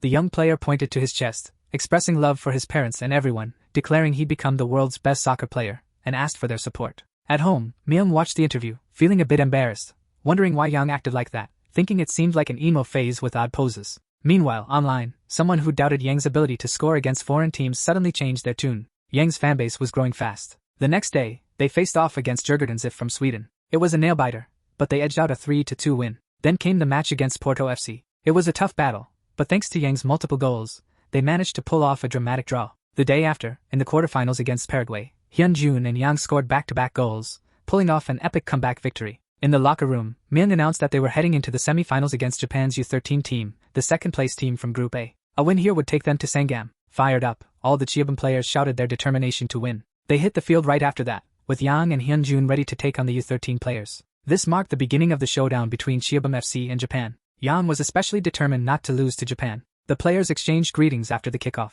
Yang spotted a player and identified him as Japan's key player, Koga Shinji. He decided to use his greed ability on Shinji, trying to get a read on his talents. Yang discovered that Shinji was a prodigy with a B rank, showcasing impressive skills. His touch talent is at C+ rank, and his off-the-ball running is at C rank, with the condition that he needs to win and steal the ball 5 times. He's puzzled about needing to steal the ball 5 times since he's a striker, not a defender. But hey, if that's the deal, he's going to play a free role. He heads over to Shinji and calls out to him. Yang points at Shinji with determination, declaring that Shinji's going down. Shinji can't help but wonder if Yang's lost it. Yang figures that playing a free role means he can roam the field, but it demands sharp judgment to be in the right spots. Still, he's up for the challenge, telling Shinji to bring it on because wherever Shinji goes, Yang's right there with him. The score's still tied at 0-0. By the 7th minute of the first half, the Japanese team cranks up the pace, passing the ball around. One player sends the ball over to Shinji, who takes control of it. But then, his teammate yells for him to fall back, warning him that Yang's on his tail. Yang's sprinting like a madman, sweat pouring down his face.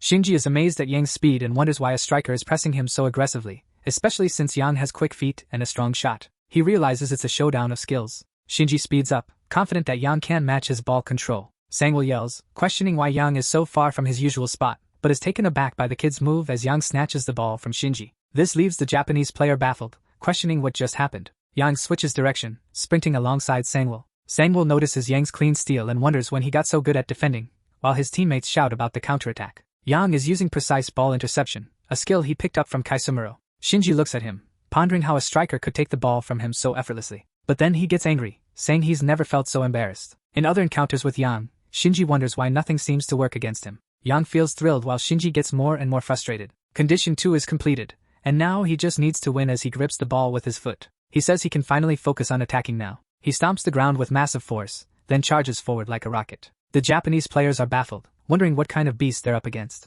Their coach warns them not to let number 7 break through, advising them to be wary of long shots and to fall back to block his shooting angle. Yang glances to the side, spotting a teammate who's completely unmarked. Yang passes to him, calling it a rebound, while a Japanese player questions if it's actually a pass. The teammate effortlessly receives the ball, and Yang urges him to run. He then plays the ball forward, catches it, and heads into open space. Yang gets ready to shoot, noticing Hyunjun keeping pace beside him. Yang unleashes a powerful strike, aiming for the top corner of the goal, but the ball smacks the post. The crowd gasps in surprise. Yang claps, confident that Hyunjun will nail it. The ball finds Hyunjun's head, and he heads it in, scoring a goal to put Korea in the lead. After that, the match turned completely one-sided, with Japan stuck on defense the whole time. Chobum FC takes the win with a solid 3-0 score. Sean Gang points out that Yang nailed a goal and an assist in just the second half, while Myung-suk praises Yang's all-around skills. The Chobum FC team is celebrating like crazy, because they're just one step away from the final. Yang mentions they only need one more win to snag the championship, and the next match is Germany vs Sao Paulo,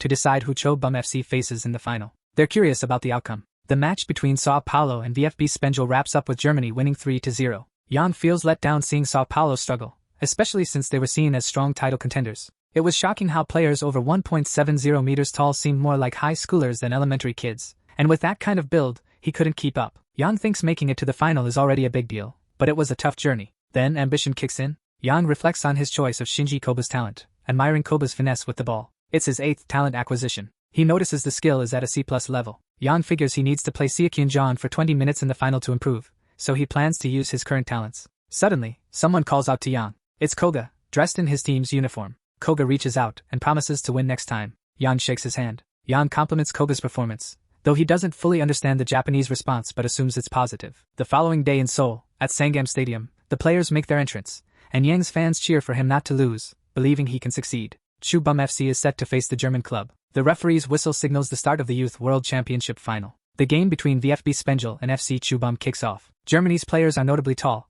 but Yang is focused on Volgo Bachover. He was seen as the future of German defense, always leading the charge thanks to his towering height. So, Yang decides to play on their greed. People saw him as a football prodigy, with killer defensive positioning and rock-solid blocking skills. The challenge was to win and score a goal with 10 assists. Yang thinks Volgo wasn't super talented, but his height made Yang feel like an ant next to a giraffe. The ball sails into the net. In just 15 minutes, VfB Spengel takes the lead. Yang is sprinting and realizes how tough it is. The tall players have him covered from every angle, making it impossible to break through as the striker. He tells them to just watch because he's going to score anyway. Then he charges forward, yelling that he's going to make it happen. But then, another goal is scored, and VfB Spengel is up again. And yet another goal follows, making it 3-0, with Jeremy dominating the field. Myung-suk points out that the height difference is 20 centimeters, making it tough to compete with just skill. Sung-dan mentions that this could be a great learning experience for Chobum FC. Just as he says that, Ho-young makes a run straight down the center with the ball. He uses his explosive speed to his advantage. But then, Volgo Batsilver steps right in front of him.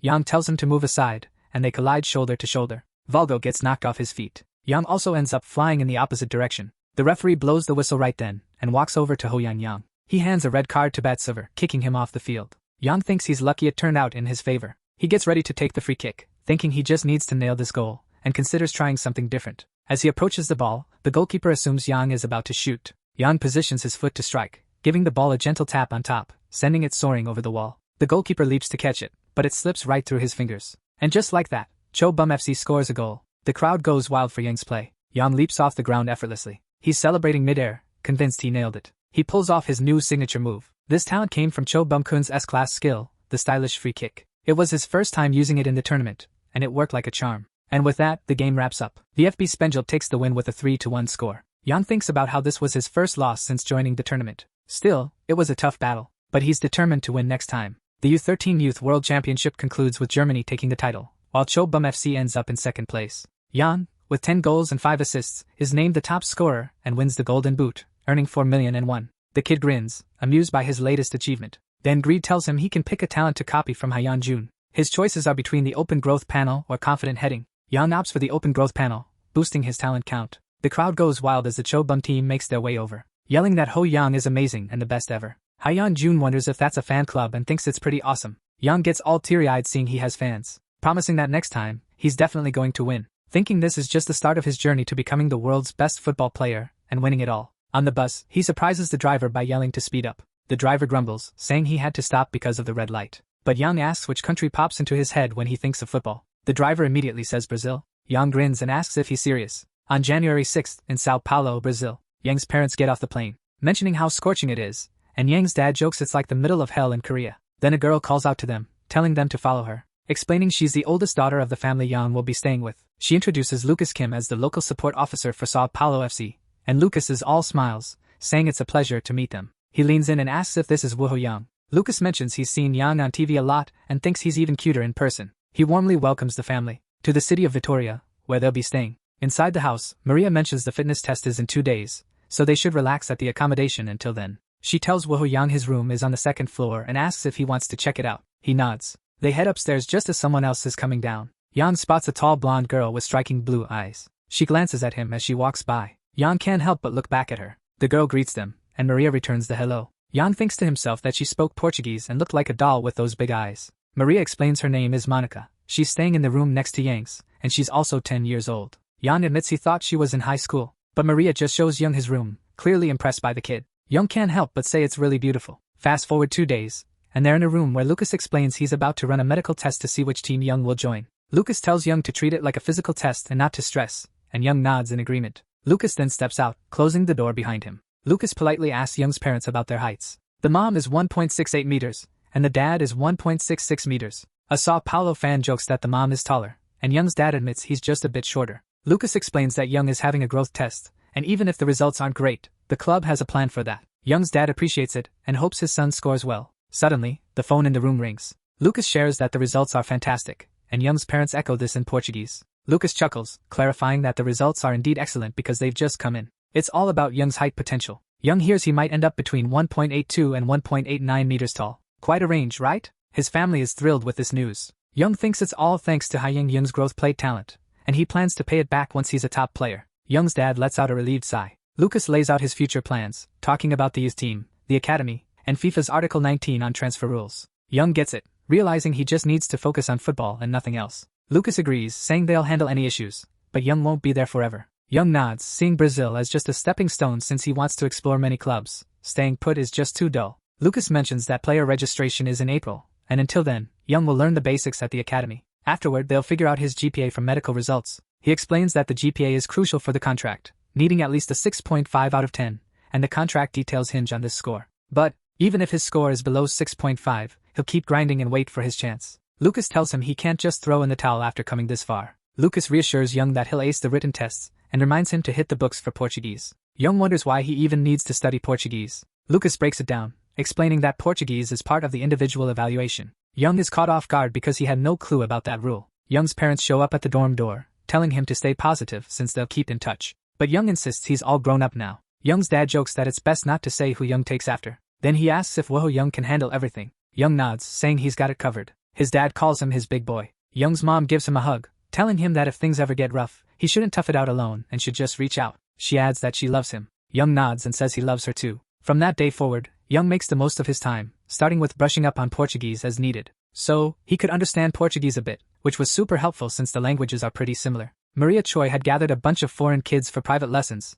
and that really boosted his skills fast. From morning till afternoon, he trained at the U9 Academy. Until he officially joined, he focused on nailing the basics until April. Communication was tricky sometimes, but since sports are all about physical movement, he got the hang of it. He'd crash at sunset, wanting to practice more but holding back for safety reasons. Young mumbled about wishing for a beer, feeling like he was 10 again but with the memories of being 24, and then ending up in Brazil. He recalled Young-soo with a beer in hand. Young thought he needed to make friends fast to make practicing easier, and since he was pretty outgoing, he figured he should give it a shot. So, he stepped out of his room after that. He ran into Manica as she was heading into her room. Young wondered if she was staying in the room next to his. Manica said hi, and Young greeted her back, but he totally forgot what he was going to say as he looked at Manica, lost in thought. He struggled to speak clearly. Then he asked if she could speak Korean. She found the question odd and said no, noting there were no idols around. Manica told him to wait. She asked if Young could speak English. Young admitted he knew a little, so Manica asked if he spoke Russian. He didn't, so she offered to chat in Spanish. Young agreed, mentioning his mom had lived in Spain.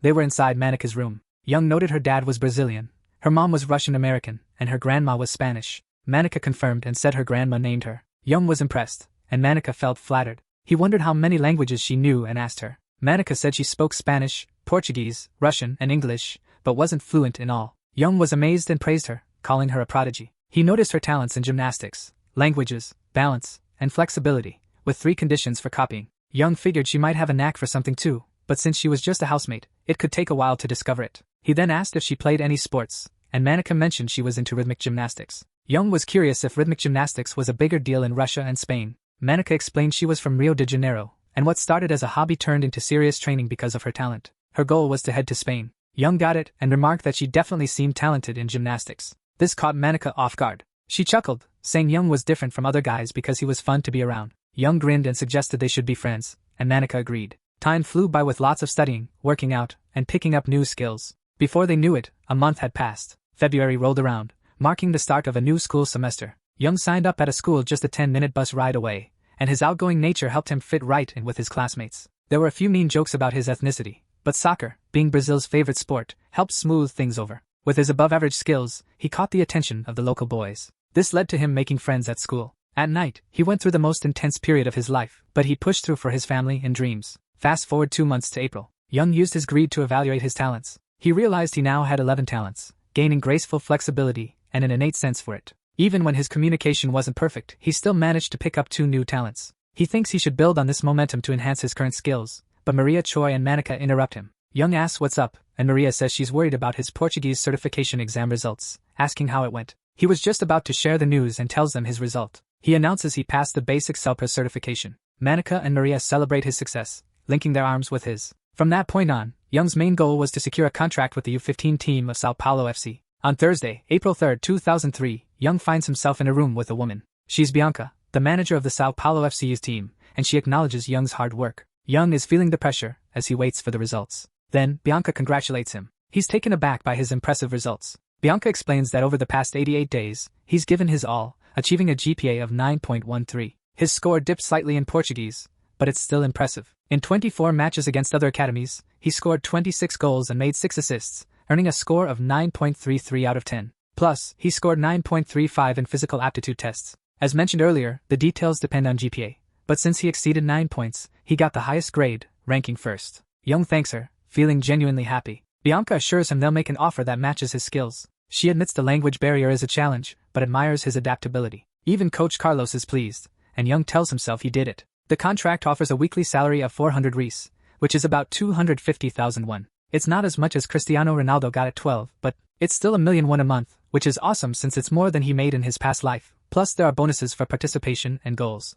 Bianca mentions that if he moves up to a higher class, his salary will increase, and Young asks which class he's joining. The manager tells him it's the U13 team. Once his name is on the list, he'll play weekly matches and get paid accordingly. Young is shocked and asks if it's Sao Paulo FC's U13 team. It's the same team he faced as a top scorer in Shoot Dory. Early on April 4th, Young is out on the street, dribbling the ball. He thinks about how the U13 team is different from the academy because now he's getting paid to play and can officially be part of the team. He admits he's feeling nervous, but he pauses with the ball for a moment. Giving himself a pep talk, he slaps his face and vows to keep giving his best because a real man wouldn't let a little challenge stop him. He yells out, declaring he's a real man and he's going to make it happen. But then, Monica surprises Young by calling out to him from her bedroom window. Young answers back, and Monica lets him know that Maria wants him to get ready to head out. Outside with Maria and Monica, Maria asks if they're good to go, and Young gives the nod. As Young gets into the car, Monica tells him to take it easy. He's lost in thought, considering that. Maria checks in, asking if Young's been keeping in touch with his parents. He assures her he has, and she wonders if he's planning a visit. Young explains that his parents might not make it to Brazil due to work,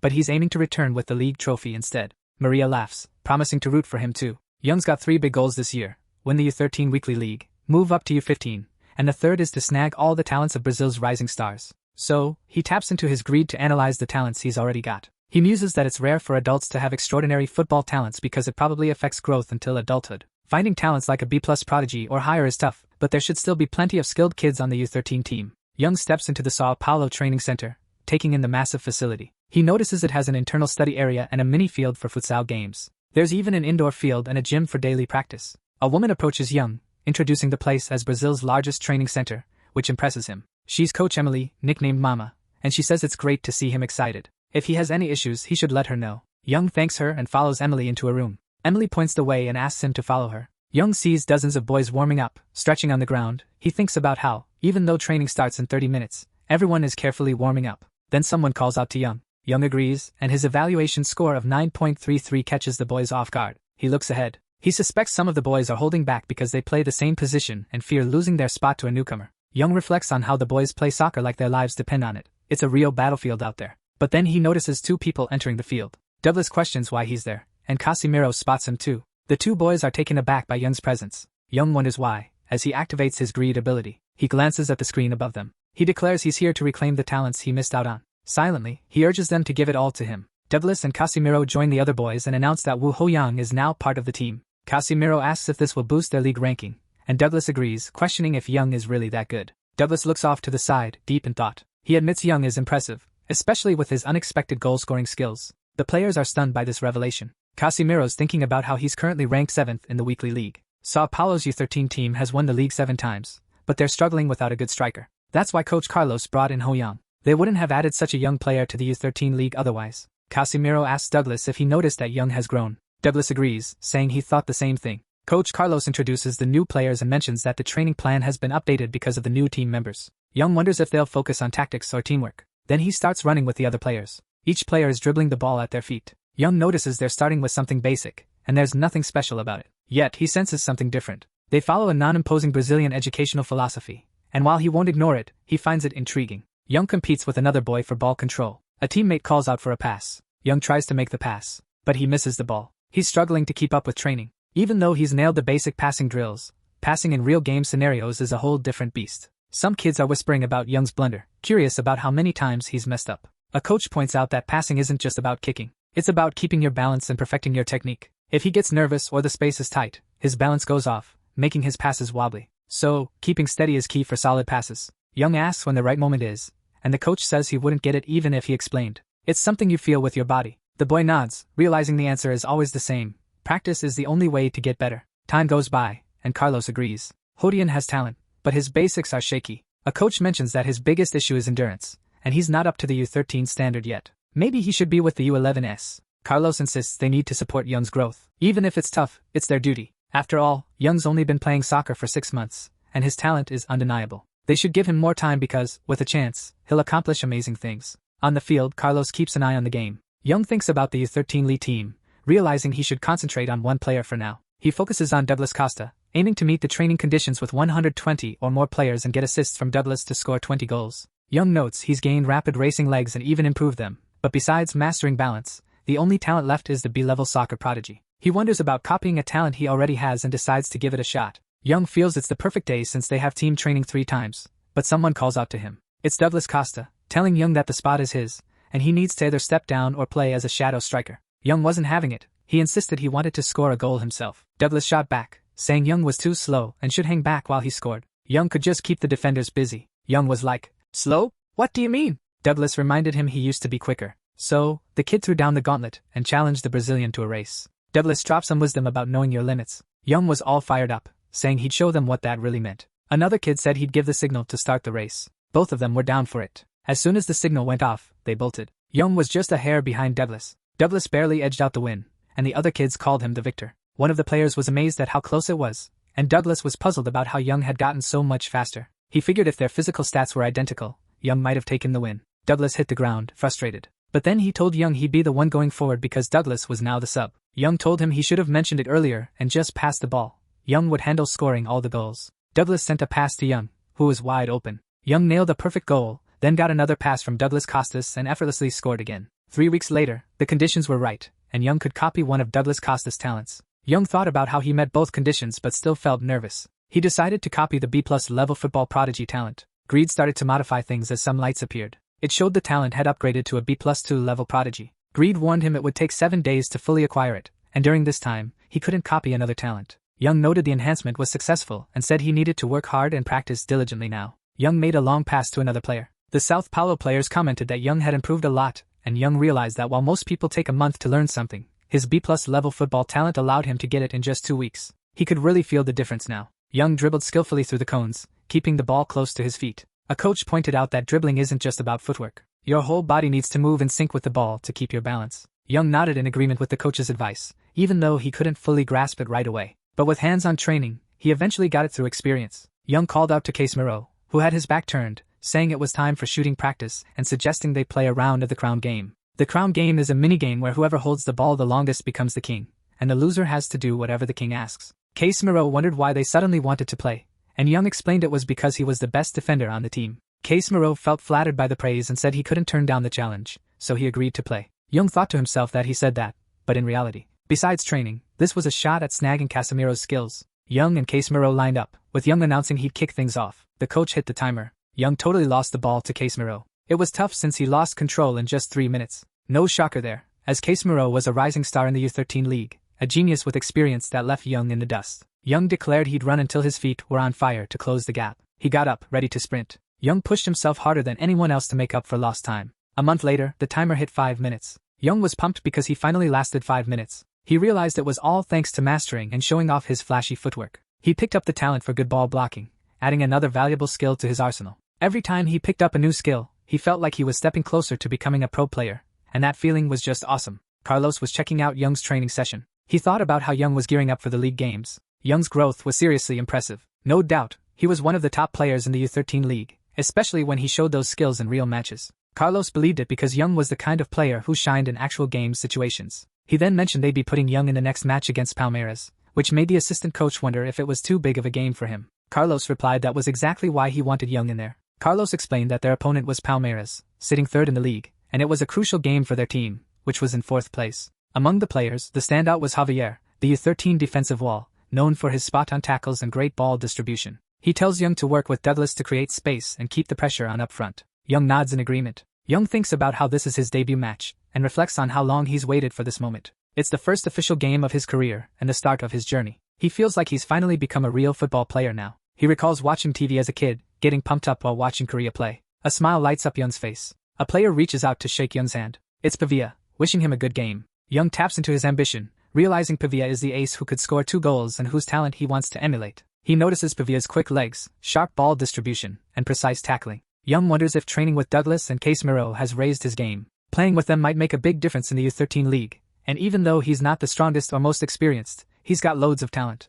And with that, the match between Palmeiras and Sao Paulo SC kicks off. The action starts to heat up in the midfield. Young is sprinting down the field with the ball, and Pavia is hot on his heels. Carlos is puzzled, wondering if this is the same kid he knew before. The reckless, chaotic running style from the past is nowhere to be seen. Young's dribbling and passing are on another level, and his defense is so solid that even Pavia, the defensive powerhouse, is left behind. Carlos comments that Young's skills have skyrocketed. We're just 15 minutes into the first half. Young thinks to himself that the warm-up is officially over. He spots Douglas open next to player number 7. Douglas gives Young a calm look, and Young returns the glance with the same composure. They maneuver around each other. Young pulls off a slick heel pass to his teammate, who takes the ball and charges forward. Pavia notices the position switch, and the bench players are saying the defense has crumbled. The Palmeiras team scrambles to block Douglas, but Young keeps running, drawing attention to himself. Douglas sends a heel pass back to Young, who skillfully controls the ball with his foot, now facing the goal head-on. Young takes a quick look to the side, then gears up for a powerful kick and launches the ball far down the field. Young watches the ball soar toward the goal, landing it perfectly in the corner where the goalie can't reach. It's been 7 months since Young landed in Brazil, and all his hard work boils down to this one shot. He runs, thinking hard work never fails, feeling so happy he doesn't even bother celebrating. Carlos notes that the first half is almost over. Young's movements are more stable now, and his passing is on point with a super consistent rhythm. By conserving energy and marking smartly, Young is wearing down Pavia's stamina. Young then passes the ball to Douglas. Realizing that as soon as the marking eases up, Young throws their defense off balance. Somehow, he needs to catch up to him. But Pavia is caught off guard by this, noticing they're pulling off another switch play. Young grins as he sees this unfold, passing it to Case Miro, who's up ahead. Padilla realizes he got too focused on the switch. Case Miro easily catches the pass. Then Young moves into the penalty area, calling for the ball. Case Miro delivers a perfect pass to him. Young skillfully controls the ball with the inside of his foot. That first touch is a level up, thanks to his delicate ball touch talent. He then takes a shot at the goal, but the goalkeeper manages to save it. The crowd isn't happy about that, and the substitutes call it a mischance. Young runs, muttering about his left foot's lack of precision and power, but he knows he can make it work because,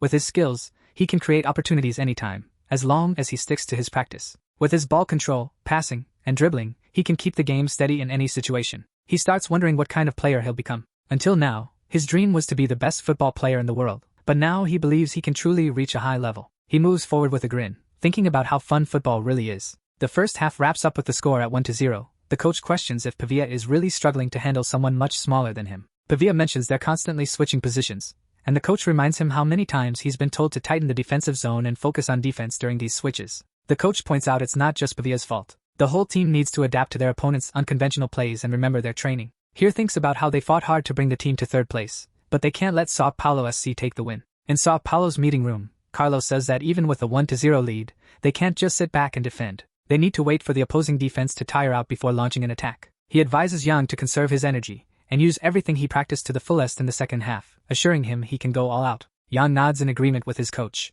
As the second half kicks off, realizing the opposing team has switched up their strategy, and wonders if they're trying to counter the positional switches with the defensive zone. Then he smiles while watching the game unfold. Yang thinks about the defensive strategy his coach talked about, where each player covers a specific zone to organize the defense. He turns around and mentions that in this scenario, he notices his team smoothly passing the ball as they move through midfield. He glances to the side through the defense, spotting an open space behind Case Miro. He takes off with a burst of speed, realizing this is his chance, as Case Miro sends a pass his way. Yang expertly controls the ball with his right foot, and then sends it over to Douglas. Douglas nudges the ball forward while Yang charges toward it. Yang sprints with the ball toward the goal, complimenting Douglas on the great pass. He sees an opening with Douglas positioned inside the penalty area. He skillfully dribbles past two defenders, and notes that his training for various passes is paying off now. He delivers the pass to Douglas, who receives it and commends Yang, saying it was a perfect pass. Douglas takes a shot at the goal, and the goalkeeper can't stop it. Yang and Douglas celebrate together. The match ends with a 2-0 victory for Sao Paulo. The team shares hugs in celebration. Yang can now make a choice and goes for precise passing, rank C. He thinks about how he's also gained Pavia's skills. Now, he's got a plan to put his talents to good use. As his football skills level up, he can make the most of them. He mentions he's got a long road ahead and plans to work even harder. Case Miro appreciates his effort, and Carlos compliments him on a job well done. Carlos gives Yang a friendly pat on the head. Yang glances at his coach, curious about the gesture. Carlos reassures him that he did a great job. Yang grins and promises to do even better next time. He heads back to his place and announces his return. Maria greets him, noting how nice he smells. Yang shares that he picked up some snacks, hoping they could share them. Maria wonders why he suddenly decided to do that, but then realizes Yang won and says she knew he could pull it off. Maria tells him he didn't need to buy the snacks, but Yang insists it's okay since she helped him with Portuguese, and she thanks him. Yang scored an extra 60 Rias for showing up and another 40 Rias as a gold bonus. He heads upstairs, and when Maria asks if he's not eating, he tells her to go ahead since he has something quick to take care of. He picks up the house phone his dad answers and asks if it's him. Curious about what's up, Yang shares that he won today's game,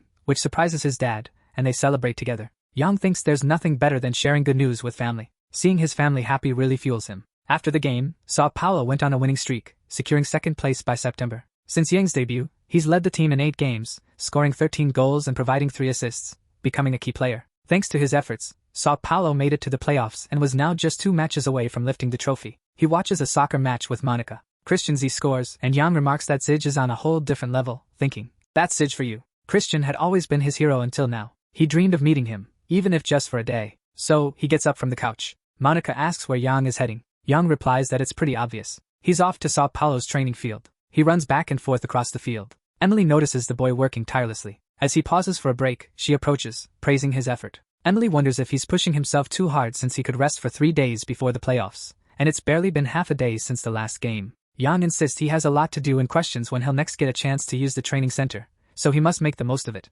Even before his regression, Yang would practice soccer on his days off from his part-time job because he loved the game. Emily remarks that it's quite rare since he's the only one who does that. Yang agrees and surprises the coach by asking if she'd like to grab a bite. He pulls out some roasted chestnuts, mentioning he brought them for lunch. He munches on them all the time because they're his favorite, and Emily thanks him, calling him super kind. Then Yang dashes off, saying he's got to go. Emily encourages him to work hard. Emily grins while enjoying the chestnuts Yang gave her, but she spots someone coming her way. It's the director of the Sao Paulo club. He gives Emily a wave. Emily wonders why he's there, and the director explains he stopped by the main building on his way to the office. He asks what she's snacking on. She mentions Yang from the U13 team gave them to her and offers him some. The director jokes that she's quite popular. He asks if it's the U13 team's break time, and Emily confirms, adding that Yang is a bit different. The director says he's heard Yang's name before, and Emily agrees, saying Yang is really talented. The director mentions he'll have to watch Yang if he competes in the championship. Yang thinks about how it's only been 2 months since he joined the league. With a strong foundation, his skills are leveling up fast. Plus, in the last 8 games he discovered some talents that boosted his abilities even more.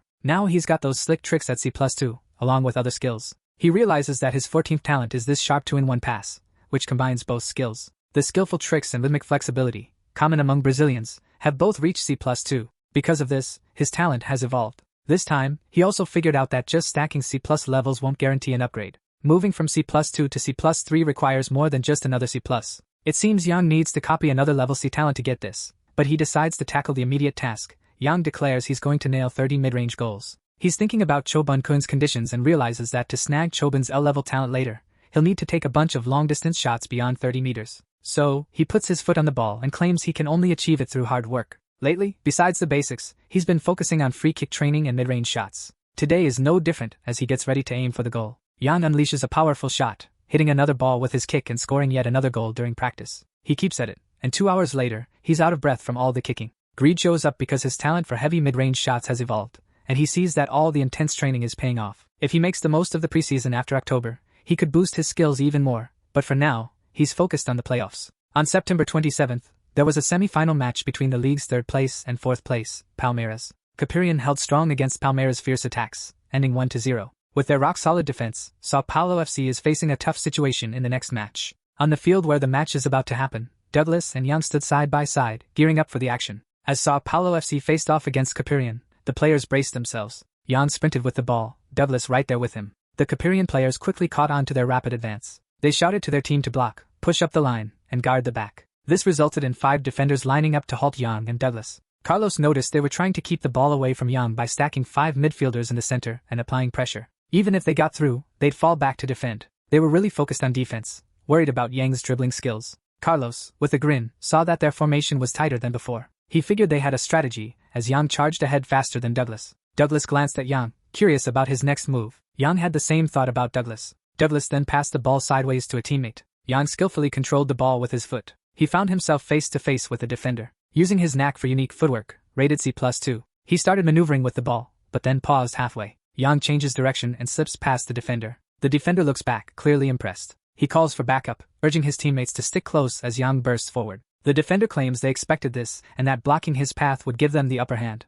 But Yang realizes they've missed the technical gap between them. Even though they know Yang's moves, they can't stop him. Their bodies just can't react fast enough. Yang nutmegs one of the defenders. Then he dashes around to get the ball back. The defender wonders how to stop someone as unpredictable as Yang. Yang faces the goal. He takes a shot from mid-range. Commentators praise Sao Paulo for clinching a championship spot thanks to Yang's goal. Yang's multiple goals in the second half were crucial, securing Sao Paulo's place in the final. In Sao Paulo's locker room, Carlos feels a wave of relief, but he reminds himself not to relax too much since their final opponent is Corinthians. The last hurdle is Corinthians, a tough team they need to beat for victory, especially since if they couldn't stop a kid with such genius talent, winning would be out of the question. The next day, at the training ground in Sao Paulo, Carlos gathered the team and told them they had to start training hard to stop Corinthians' Pato. Yang thought about Alexander Pato, a prodigy who would later be known as the second Pelé. Anyone unfamiliar with his name didn't know Brazil's future, as he'd lead AC Milan and was often compared to Messi, with the saying, "If Argentina has Messi, Brazil has Pato." He was a true genius and only 3 years older than Yang,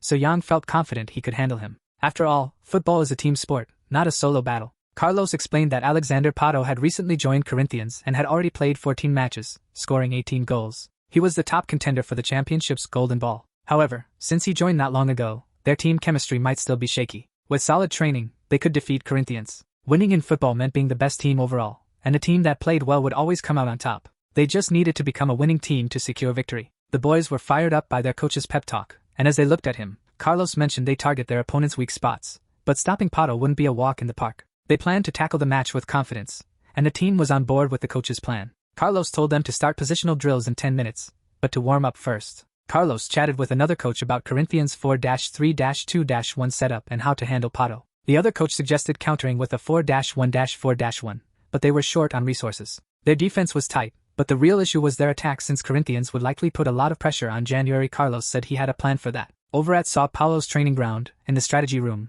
Carlos reached out his hand, declaring they'd be the victors that day. Douglas joined in, followed by the rest of the team. Young and Casemiro added their hands to the mix. Together, they vowed to bring the King's Majesty to the field. Carlos pulled Young aside. He reminded him that the field was his stage to show off all his hard work, urging him to give it everything he had. Young nods at his coach, ready to give it his all. He's focused on turning the Corinthians team around. Young shakes hands with a player from Corinthians. He's eyeing Pato's talent with a hint of envy. He gives a sly wink while checking him out. Pato's got top-tier football genius, blazing speed, killer ball control, mad skills, and solid goal-scoring chops. Young thinks Pato will be the next Pele someday. And now, they're finally face-to-face. He takes another look at Pato's impressive skills. To copy them, he needs to win the final, snag the regional golden ball, and score twice. He's blown away, realizing Pato's not just talented, he's a football genius. If he can mimic those skills, he might become a genius himself. Young dashes to the midfield. He stops right where he needs to be. Pato and the Corinthians players are caught off guard. Even the Corinthians coach is puzzled. This is the plan to counter the genius. The players are confused about Young's position. The coach asks why he's in midfield, but the sub has no clue. Carlos thinks back to why they were doing all this secret special training in the first place. He remembers the moment when Young first got the news. Young asks Carlos if he wants him to handle the midfield role. Carlos reassures him, saying it's straightforward and there's nothing to worry about, while Young considers that his coach must have a plan. Carlos then tells Young to join him on the field, and Young questions what the training is about. It's because this is a special kind of training. Young spots Douglas and Casemiro there and wonders if they're joining in too. Carlos explains that Young needs to pass the ball he gets from Casemiro over to Douglas, and asks how he'd do it if Douglas is far away. Young suggests moving the ball laterally through the midfield for a quick play or having the winger come back to get it. Carlos agrees and tells Young that from now on, he'll focus on distributing the ball using key patterns. For the next few days, they keep working on this ball distribution training. Coach Carlos has them practice different ball distribution patterns until it all becomes second nature. Young got so into passing the ball around that he kind of let his basic skills slide, but his talent just kept skyrocketing every day. Because of this, his talent for precise ball distribution shot up to a C+ level. Carlos tells the team to jump into training and work on their defensive moves, while Young watches with a hint of ambition. They kept up this intense training for the next 3 days. Carlos tells them to start over from scratch to really drill it into their minds and bodies, so they can handle any situation. The players nod in agreement. Even though they could have complained, they stayed focused, aiming to end the season with a bang. Sitting on the bench, Carlos thinks about how the strategy hinges on the register role, which links the attack and defense. And that crucial role is going to be Ho Young's. Pato was the fastest player in the league, and Sao Paulo knew they couldn't stop him. But they had Ho Young on their side. Basically, this whole strategy banked on Ho Young's performance to decide the game's outcome. The Corinthians coach admits it's a real challenge. Fabio Carril is reflecting on how he thought Young would be a striker, so he crafted strategies and training around that. But Young ended up playing as a midfielder instead. He realizes that switching positions is a clever move for versatile players who can adapt seamlessly. He was caught off guard and had no choice but to let Sao Paulo FC take the lead in this situation. The ref blows the whistle, kicking off the game. It's the championship final between Corinthians and Sao Paulo. Corinthians takes control of the ball right from the start, and they make a pass in the midfield. One player thinks he can't make a pass right now. He scans the field, looking for a chance, but sees there's hardly any room to maneuver. Still, he decides to pass the ball, figuring it's time for a lob pass, and his teammate goes for it. His teammate executes the lob pass. The guy sprints toward the cross, and the ball lands right in front of him. But 2 Sao Paulo defenders rush in as well. The player skillfully dribbles past both defenders, and calls out to Pato to receive his pass. Pato is fully focused on his teammate's play, and number 2 makes a quick pass, scanning the field, ready to make his move. Instead, he takes a shot from there, catching Casemiro off guard. Pato charges forward, following his shot, regaining possession and slipping past the defense. Sao Paulo's players remark on Pato's insane speed, almost like a blur, but Casemiro urges them to keep up. Yet none of Sao Paulo's defenders can match his pace. The goalkeeper is baffled by how this unfolded. Now it's just him and Pato, face to face after Pato's signature dribble and burst of speed. The goalkeeper leaves his legs wide open. Pato spots this as he looks ahead. He sends the ball right through the gap, scoring the first goal for Corinthians.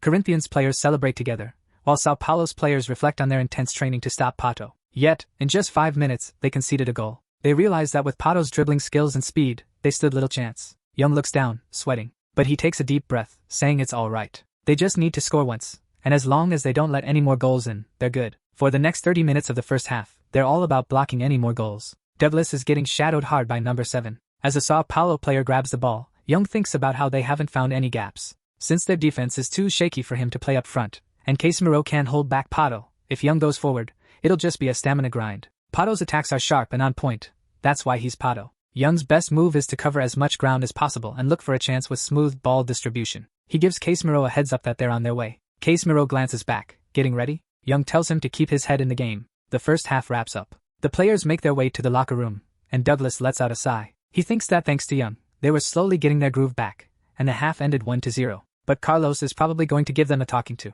In Sao Paulo's locker room, Carlos checks if everyone's there. The guys confirm they're all present. Carlos wraps up by saying they all played really well. At first, the boys don't react, but they're shocked by their coach's response, completely caught off guard by his words. Carlos reminds them of the past when they let Pato score a hat-trick and lost. He asks them to think about today, pointing out that they're ahead in completed passes and controlling the midfield, which means they're in charge. This shows that their ball distribution training is paying off. Casemiro admits they couldn't stop Pato, despite all their practice. Carlos responds that even Corinthians must have given it their all to win the championship trophy. Anyone can work hard, but only those who show what they've trained for can win. So, instead of dwelling on the goal they conceded, the boys should focus on showing everything they've got. Carlos notices Young among the boys, asking if something funny is happening, but Young denies it, prompting Carlos to ask why he's smiling. Young explains he's smiling because he's excited to play football and just needs to show how much he's trained so far. As the second half kicks off, Corinthians controls the ball in midfield, passing it around. Young shouts to Casemiro, who asks what's up. Young tells him to get hyped because he's got his back all the way. Casemiro nods in agreement. Sao Paulo's number 2 eyes Pato, thinking it's pointless, since they'll face Pato's signature moves again. He makes a pass, trying to catch Pato's attention. But Young jumps in and intercepts the ball, catching Sao Paulo's number 2 completely off guard. Young thinks to himself that the same trick won't work twice. Pato turns around, surprised, and sees the ball being pushed forward, with Young sprinting to chase it down, weaving past 2 Corinthians defenders. Young says he feels like they can win this. Pato notices that since the second half started, Young's moves are different, realizing Young anticipated Teddy's timing and snatched the ball. He shouts to TT, thinking their plan isn't going as expected. The commentators point out that Corinthians has shifted from 1 forward to 2 attackers. Pato glances over, seeing Young charging forward with the ball. Pato grins and starts sprinting, telling Young to clear the path, surprising Sao Paulo's number 7. Young gets mad and starts hurling insults at Pato. Carlos realizes Corinthians' attack is different now, so they have to tweak their strategy too. Pato and TT are caught off guard, as they give up ball control to ease the midfield pressure and save energy, putting all their chips on a counterattack. Pato calls for the ball from number 5 while charging forward, controlling it with his foot and pulling off a nutmeg on the defender. Pato heads for the goal, thinking he needs to catch up to them. Casemiro tries a sliding tackle to snatch the ball from Pato, but Pato just keeps going, ending up right in front of the goal. Pato thinks to himself that he was right. He made it. Pato is about to take a shot, but a sliding tackle interrupts him, as Young swoops in and steals the ball from his foot. Pato is confused about what just happened until he sees Young getting back on his feet. Pato wonders why Young is tailing him now, but Young just tells his team to keep running, because no matter how great the pass was, the goal will decide everything. Sao Paulo SC makes a last-ditch effort to score. Everyone rushes forward, and Young dribbles past 2 Sao Paulo defenders with the ball. He scans the field ahead, analyzing the situation. He figures the odds of getting blocked are pretty high. He wonders if having Douglas up front would help, but then he sees Douglas is double-marked, so that's a no-go. Normally, Young would pass to the side and set up a play, but right now, that option's off the table. A defender stands firm, claiming Young won't get by. Young shoots right through the defender's legs. He swears it's the same move Pato used near the goal. He yells that the path is clear. Young estimates it's about 20 meters to the goal, but he's confident thanks to his training. He goes for a solid mid-range shot at a C+ level. He notes the move takes exactly 6 steps. He sets the ball on the ground. Then he kicks it with all his might. He pours all his emotions into that shot. Young nails the equalizer. Alexander Pato is blown away by this. The Sao Paulo squad goes wild, celebrating the tie. Meanwhile, the ball just keeps rolling across the field. Pato realizes they're running out of time and decides to make his move. He breaks through the defense, spotting a golden chance. But then, Casemiro hits him from behind. The impact knocks Pato to the ground. Casemiro gets a red card for that hit. So, he's out of the game, while Pato sees the red card and knows he has to defend. Sao Paulo is dead set on scoring, and Corinthians is just as determined. Pato intercepts a pass from Young with a slick slide tackle, thinking he can't afford to lose. He blocks several of Young's plays. It's the 33rd minute of the second half. Young realizes there's no turning back. If they mess up now, it's game over. He passes to a teammate, telling him to send it back. He sprints ahead, ready for the return pass. Young catches the ball and charges down the field. He spots Douglas Costa in the penalty area, but instead, he decides to take a shot at the goal, launching the ball straight toward it. The ball smacks the crossbar and looks like it's bouncing back. Young grumbles, refusing to accept it, but Carlos yells that it's not over yet, as Douglas stands right in front of the goal, and volleys the ball, sending it straight into the net for a score. With that, Sao Paulo FC breaks the tie with a crucial goal. After a super intense match, Sao Paulo FC comes out on top at the players' meetup, celebrating with pure joy, laughing and joking around with each other. Carlos and Casemiro watch all this unfold from the bench, as Sao Paulo FC hoists the trophy, with Douglas lifting it as high as he can. Young thinks about how he won the championship, and wonders who would have thought an Asian kid studying abroad could pull this off, recalling his competition with Douglas, his match against Fabia, when he dribbled past 2 defenders, and finally scored the equalizer. Then Young grins, saying to savor the moment, as he raises the trophy. In a building downtown in Sao Paulo, a bunch of executives are debating who should get the under-13 Ballon d'Or and the top scorer award. They're wondering if Woho Young will snag the Ballon d'Or. One exec mentions that even though Woho is Asian, winning the trophy could really boost his career and inspire local players. Another guy chimes in, saying it's been a fantastic year. The dude next to him agrees, pointing out that an Asian player won the championship and a kid born in 1992 scored 40 goals. One of them asks if they're talking about Neymar, who just got signed by Santos FC. He adds that he's pumped for the First Division League next year. The next day, at the awards ceremony, Alexander Pato from Corinthians is named top scorer, while Woho Young from Sao Paulo takes home the Best Forward award. The presenter then announces that this year's Golden Ball winner is Woho Young. He hands the Golden Ball to Young and congratulates him. Young expresses his gratitude for the honor. He thinks about how, along with the trophy, he got around 3 million won, but what really mattered to him was Pato's talent. He decided to emulate Pato's football skills, which are ranked A. So, Young turns into a football genius overnight. Young gives a shout out to Pato for the meal he hooked him up with. Over at the place they're staying in Vitoria, Young realizes that getting the football genius talent was a game changer for him. He had been stressing about upgrading Prodigy to B+2, thinking it might be pointless, but turns out it wasn't. That's because Pato's football genius talent absorbed the football Prodigy skill and leveled up from A to A. The kid is blown away by how awesome that is. Since Pato's talent was already sitting pretty at A, taking in the B+2 level probably boosted it to A. Young feels like his hard work actually paid off. But there's a catch.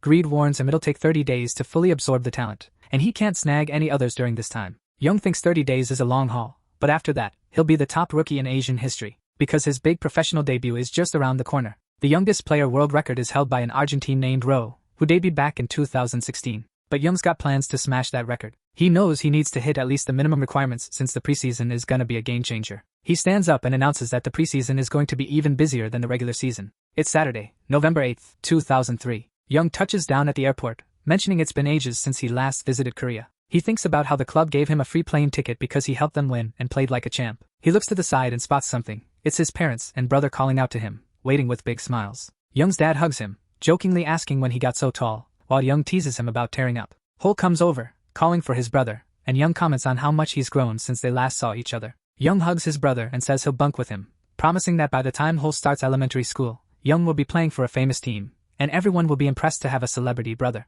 Young's mom calls out to him, saying it must have been tough, but he pushed through it all. Young just looks at her, lost for words, then beams at his mom while holding his brother. As he eats with chopsticks, Young declares it's the best day ever, because he's devouring a full plate of his mom's cooking, which he really missed, while he's chilling at home to recharge, and he gets hit with an interview request at the airport right when he lands. Meanwhile, his fan club's numbers explode past 20,000, but he spots something weird in the chat, where they're talking about his promotion, and he's like, "Wait, what promotion?" Turns out, even his biggest critic, Power Type, is now a fan. But then, his parents interrupt his thoughts. Young jumps a bit when his dad asks if he has a sec, curious about what's in his bag since it looks so heavy. Young tells him it's all the stuff he got, the trophy, the prize, and something else from deep in his bag, pulling out a travel permit, performance bonuses, and an incentive bonus worth 5 million won, calling it his homecoming gift. His parents are totally surprised, and they hug Young, thanking him. His dad says he's proud, and his mom chimes in that she's more grateful for his thoughtfulness than the cash. The next morning, Young's mom knocks on his bedroom door while he's still asleep. Young groggily asks for just 5 more minutes of sleep, but she reminds him if he's already spoken to Cho Bong-kun. Young jumps out of bed, realizing he totally forgot about it. From winning the championship to spending time with his family, he still hasn't called Coach Cho Bong. The coach had mentioned he had something important to discuss and asked Young to call him once he got home. Young heads to a local shop in his neighborhood. Cho Bong-kun greets him, mentioning how hard Young worked in the U13, and Young thanks him. The coach tells him to eat as much as he wants and asks about his future plans. Young nods, and Cho Bong-kun reveals he already spoke to Young's dad. He wants to send Young on the Dream Tree expedition. Young asks what that's all about. Cho Bong-kun explains that Dream FC organizes an overseas trip for talented players under 13, forming teams for youth tournaments. The boy wonders if it's okay for him to just join the group like that. But Cho Bong-kun is confused and asks what Young means, pointing out that the coach already saved him a spot. Young is grateful, saying he really wants in, especially since the off-season is pretty quiet. Then he wonders if they'll just be gaming, and Cho Bong-kun clarifies that he'll be playing, training, and watching matches with some talented players. Young is taken aback, realizing he's about to meet some amazing young talents, and he asks who they'll be up against. Cho Bong-kun teases him, asking if he's curious. Young nods eagerly, waiting for his coach to spill the beans, because the trip is happening in Germany, a place that holds special meaning for Cho Bong-kun and is a hot spot for young talent. On December 18th, the Dream Tree expedition kicks off at the airport. Over 30 days, they'll play 2 friendlies and hit up youth tournaments across 4 continents. There are 14 players on this trip, and Young stands out as the only one with international experience, making him the reporter's go-to guy on the plane. After an 11-hour flight, they finally touch down at Frankfurt Airport in Germany. Young is on his way to the Frankfurt Hotel, which has a training center. He thinks it's chilly but knows this place is a football powerhouse. Seeing the academies, he's amazed and wonders if Germany will produce another football legend. He considers England or Spain after Brazil but realizes Germany's a solid option too, trying to remember famous German players. Names like Lahm, Nahr, Kroos, Müller, and Sane come to mind. He also thinks of Goetz, Kimmich, Hummels, and reflects. It would be awesome to meet even one of them. Suddenly, a ball smacks him on the head. Someone shouts at him to pay attention. Young turns around, surprised. It's Chowderim, and Young sees an opportunity to gain some skills. In just a year, Chowderim looks older. Young remembers Chowderim was transferred to a top Bundesliga team, where surviving must be tough. Chowderim pats Young on the head, saying he's grown so much he's almost unrecognizable. Young explains it's because he went to Brazil, and Chowderim compliments him. He's amazed, asking if Young really went to Brazil. That's wild. Young credits it all to Chowderim's training, saying that learning those skills got him into Sao Paulo FC and helped him win the championship. He owes Chowderim big time. Chowderim brushes it off like it's no big deal, but Young just grins at him, checking out his talents and conditions to see what he can copy. Young notices some of his talents have improved since last time, and he's picked up a new one. The conditions are easier now too. He wonders why he doesn't have any talents of his own, thinking maybe it's because he's only been practicing the basics. But he's cool with it as long as he can snag talents from others. He figures it'll come in handy next season, so he decides to go for it. Plus, he's planning to enjoy a nice meal with Chowderim this time. He thanks Chowderim, calling him an older brother, and is determined to acquire the talent properly. Chowderim just smiles back at him. Young feels lucky to have met him. With the match in 4 days, he's got to win no matter what. For the next 4 days, Young diligently watches the Frankfurt LRT U13 training sessions, practicing alongside them. He takes the time to get to know the team members. One day, Young feels a tap on his shoulder. It's Sayak Hyun-jun, who mentions it's been a while since they last met. Hyun-jun jokes about Young being treated like a hero in Brazil due to his impressive skills, and Young just thanks him. Young thinks it's all thanks to Hyun-jun's talent, but he's thrilled to be playing with him again. He mentions he's curious about something and asks if Hyun-jun knows a boy named Yoon Young-ho. Hyun-jun replies that he doesn't know anyone by that name. Young wonders if that's really true and ponders how they didn't know each other. Back in 2003, Yoon Young-ho was supposed to win the Cheobunkan Football Award, so Young realizes his actions have altered the future. And moving forward, even more changes in football will happen because of him. Finally, the day arrives for the much-anticipated match against Frankfurt U13. Young's got the ball on the field and says he's already locked onto his target. He spots Binho Maharapa, born in 91, a classic forward standing over 1.80 meters tall. This guy's a football prodigy with AC3 talent, killer heading skills at C-, and lightning-fast legs at C2. To keep up, he needs to play alongside Young for an hour and score. Young's thinking it's been ages since he's seen talent like this, and mastering heading could give him a serious edge in the air. So, he decides he's going to win big. On the sidelines, Shadurim is blown away. He mentions that Young's improved so much he's almost unrecognizable, and Shabam Khan comments that's exactly how he was back in the day. That's the highest compliment Shabam Khan can give, and Young's out there, weaving through players with the ball. His moves are as quick as a leopard's, and his sharp instincts are like a blade. Young sets up the ball with his foot, launching it towards the goal like a true tiger among men, and scores against Frankfurt U13. The Korean team is pumped, celebrating that their goal and the Brazilian training really paid off. With another condition met, his skills have leveled up. Young springs off the ground, jumping around in celebration, mimicking Cristiano Ronaldo, and that's when the real game kicks off. The bench players are hyped about Young's amazing play, while Shadurim is blown away by the kid, saying South Korea's future looks bright and asking Shabam Khan if he thinks Young will make the national team because, with Young, records are meant to be broken. Shabam Khan just shrugs, saying the future's a mystery. Shadurim presses him, reminding him of his own football days, but his dad jokes that not even Kim Pele could see the future, and Shadurim nods. Still, Shabam Khan admits he's got a good feeling about Young, because a lazy genius goes nowhere, and Young's been putting in the work. The ball hits the back of the net again. Young scores his second goal, and it's not even 10 minutes into the game. As he runs, he thinks about how his dribbling's sharper and his mid-range shots are more precise. Using mid-range shots in a real match is super effective, and his progress is way better than just practicing solo. If he keeps this up, he thinks he can hit a solid mid-range shot rank B by the end of the season. In the second half of the match, the Frankfurt players are sprinting with the ball, making passes and dribbling past anyone in their path. The commentator points out that Frankfurt is launching a counterattack right at the start of the second half, and the defense team is gearing up. A guy on the bench mentions that the counterattack is because Young, who is hustling both offensively and defensively, is now pushing forward, so Young is pacing himself. Young thinks he shouldn't burn all his energy in a friendly match, since he needs to save it for the next game. Hyun-jun is dribbling while being closely marked. One of the players sends the ball over to Ho Young. Young receives it, acknowledging it was a great pass, while others yell to keep an eye on him. Frankfurt's players rush to close in on Young, trying to mark him and block his pass. But Young shows off his amazing footwork and smooth moves, and passes the ball to the side. And he just zooms past all four players like a rocket. A Frankfurt player can't believe his eyes, wondering if this is even happening. A defender steps up to challenge Ho Young in the penalty box. The guy thinks Young's gonna go left, but Young fakes left, then smoothly switches to the right, leaving him behind. The defender hits the ground, thinking it was just a basic dribble. Young glances back, noticing the guy sitting there in pain, and it reminds him of last year. Back then, he felt the same way against the German team, reliving that defeat. The team might be different, but he's giving a German team a taste of their own medicine. This is his payback. Over the year, he feels like he's grown a ton. And that kind of progress definitely didn't happen overnight. His body learned to adapt with balance and tweaks, and he wonders how much he trained for that one slick move. His kicking practice was consistent, always aiming for the goalpost. The goalkeeper yelled, claiming he'd block it, but Young just kept running with the ball, slipping it right under the keeper's leg and scoring. So, the ball crossed the line, and it was a goal. Young confidently announced that the ball went in. The Frankfurt players were puzzled by the hat trick, and wondered who this Ho Young guy was. Meanwhile, Young's teammates asked if he scored again, noting how different it felt learning soccer in Brazil. But Hyun Jun disagreed. He clarified that Young wasn't just naturally gifted, he had put in a lot of hard work. Plus, he had grown taller, and something was starting to emerge. A beast, and Young wrapped up his signature celebration. Eventually, a Frankfurt player attempted to head the ball. Mirafa scored Frankfurt's first goal, but Dreamtree still clinched a 4-1 victory. If they had to pick a man of the match, it would definitely be Young. But he wasn't bothered about not officially getting it, because at that moment, he gained something way more valuable. He realized he could choose to copy two talents, one from Bineal and another from Cheddar Durham. He picked Bineal's decent heading skill at level C, and Cheddar Durham's strong physique at level B+.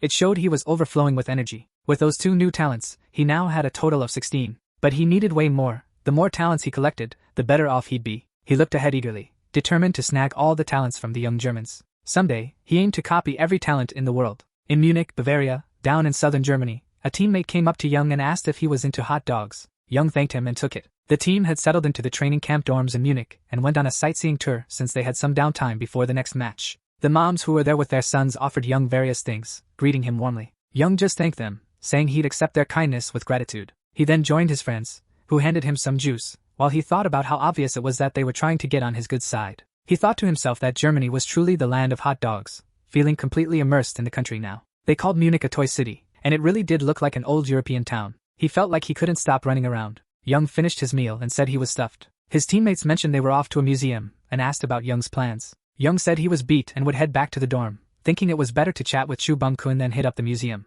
Over at Bayern Munich's training session, someone mentioned hearing that he'd be watching their next game. That someone was Michael Ballack, talking about his striker idol, Chu Bum-kun. Bastian Schweinsteiger asked if Chu Bum-kun was really that amazing. Ballack said Chu Bum-kun was a legend. Bastian might not know, but Ballack grew up watching his matches. As Ballack walked off, he mentioned plans to meet him, leaving Bastian thinking he was a major fan. Ballack headed to the dorms, looking for Building D. He spotted someone standing at the entrance. He wondered who was there before him. As he got closer, he called out to Young. Young turned to face Ballack, staring at him with wide eyes, shocked to see him there, recognizing the star player almost immediately. He's baffled because a well-known player is standing right in front of him. So, he taps into his greed, curious about Ballack's skills. He only sees talents ranked A and higher. Young is amazed by Ballack's numerous talents, needing 5 screens just to show them all. There's even a View More button. Young thinks Ballack is on another level compared to other young players and wonders how many talents he actually has. If you count the C-ranked ones, it's over 30. While others have limitations, Young knows he can't let this chance slip by. Out of all the players he's encountered, Ballack is the one he wants the most. So, in the room with Chu Bum-kun and Ballack mentions it's an honor to meet him. Chu Bum-kun agrees, saying it's great to meet him too. He asks how things have been, and Ballack replies he's doing really well. Young notes that Ballack seems genuinely thrilled, even though he's already a famous player himself. Looking at Chu Bum-kun, he thinks that a legend is always a legend, no matter what. He wonders if meeting Messi and Ronaldo would feel just as epic. Then it hits him. One day, he might be in their shoes. A kid might idolize him and want to meet him, and Young imagines how awesome that would be. But first, he needs to focus on the essentials, so he sets his glass on the table. He mentions that he needs to sharpen his skills by gaining more talents. He ponders if the T, above the T-level talent, stands for title. He speculates if the T could mean Ballack, worrying that waiting until 18 might be an issue because he could gain Ballack's football sense. He then talks about experiencing explosive growth, telling the T-level to just hold on for him. If he could even reach the U-level, that would be incredible. But the requirements are super tough. He realizes he would need to score 5 goals against Bayern Munich FC and net 1 in the 4 Continents Youth Tournament. He thinks that even for the same U-level, it seems harder than it was for Kadurim. Young thinks it's too soon to throw in the towel. He won't know until he gives it a shot. Ballack is curious about the kid, and Chu Bum-kun can't help but chuckle. He introduces him as Woo-ho Young, a rising star from Korea studying in Sao Paulo, who snagged the U13 League title and the Golden Ball of the Year. Ballack is amazed. He mentions how awesome it is to meet Young. Young shakes his hand, saying he really wanted this meeting too. Ballack wonders if Young is skilled at football. Young just nods confidently. Balak seems intrigued and asks for more details. Young is just thrilled to be around him, and says something in German to the kid. Chubumkun laughs, and Young wants to know what it means. The coach explains it means there's no free lunch, and if Young beats Munich, he'll spill the beans. Balak just keeps his eyes on the kid. Fast forward 2 days to a match against Bayern Munich, and the ball finds the back of the net. Fincher scores the opening goal against the Dream Expedition team. He nailed it just 2 minutes in, and it was absolutely mind-blowing. Young is sprinting, thinking he absolutely has to score at least 5 goals. Bayern's defense isn't the best, but their attack is fierce, so he can't just use basic tactics. That's because Bayern has Thomas Müller, the guy who snagged the Golden Boot in the 2010 World Cup and helped Germany win in 2014. To win, Young needs to outscore Müller and pull off a hat trick. Müller might be only 1.65 meters tall, but his skills and game sense are top-notch. His off-the-ball movement and ability to find space are on another level. Young could score big by gaining both Balak's and Müller's skills. So, Young kicks the ball ahead, but the goalkeeper blocks his shot. With 3 defenders on him, Young is puzzled about what's going on. He shoots again, but the ball hits the crossbar, leaving him wondering. Young questions if his lack of focus is due to Müller's gameplay. Then Müller snatches the ball from Young. He fires the ball right between the goalie and a defender, and scores yet another goal. The match finally wraps up. Thanks for watching, and catch you next time.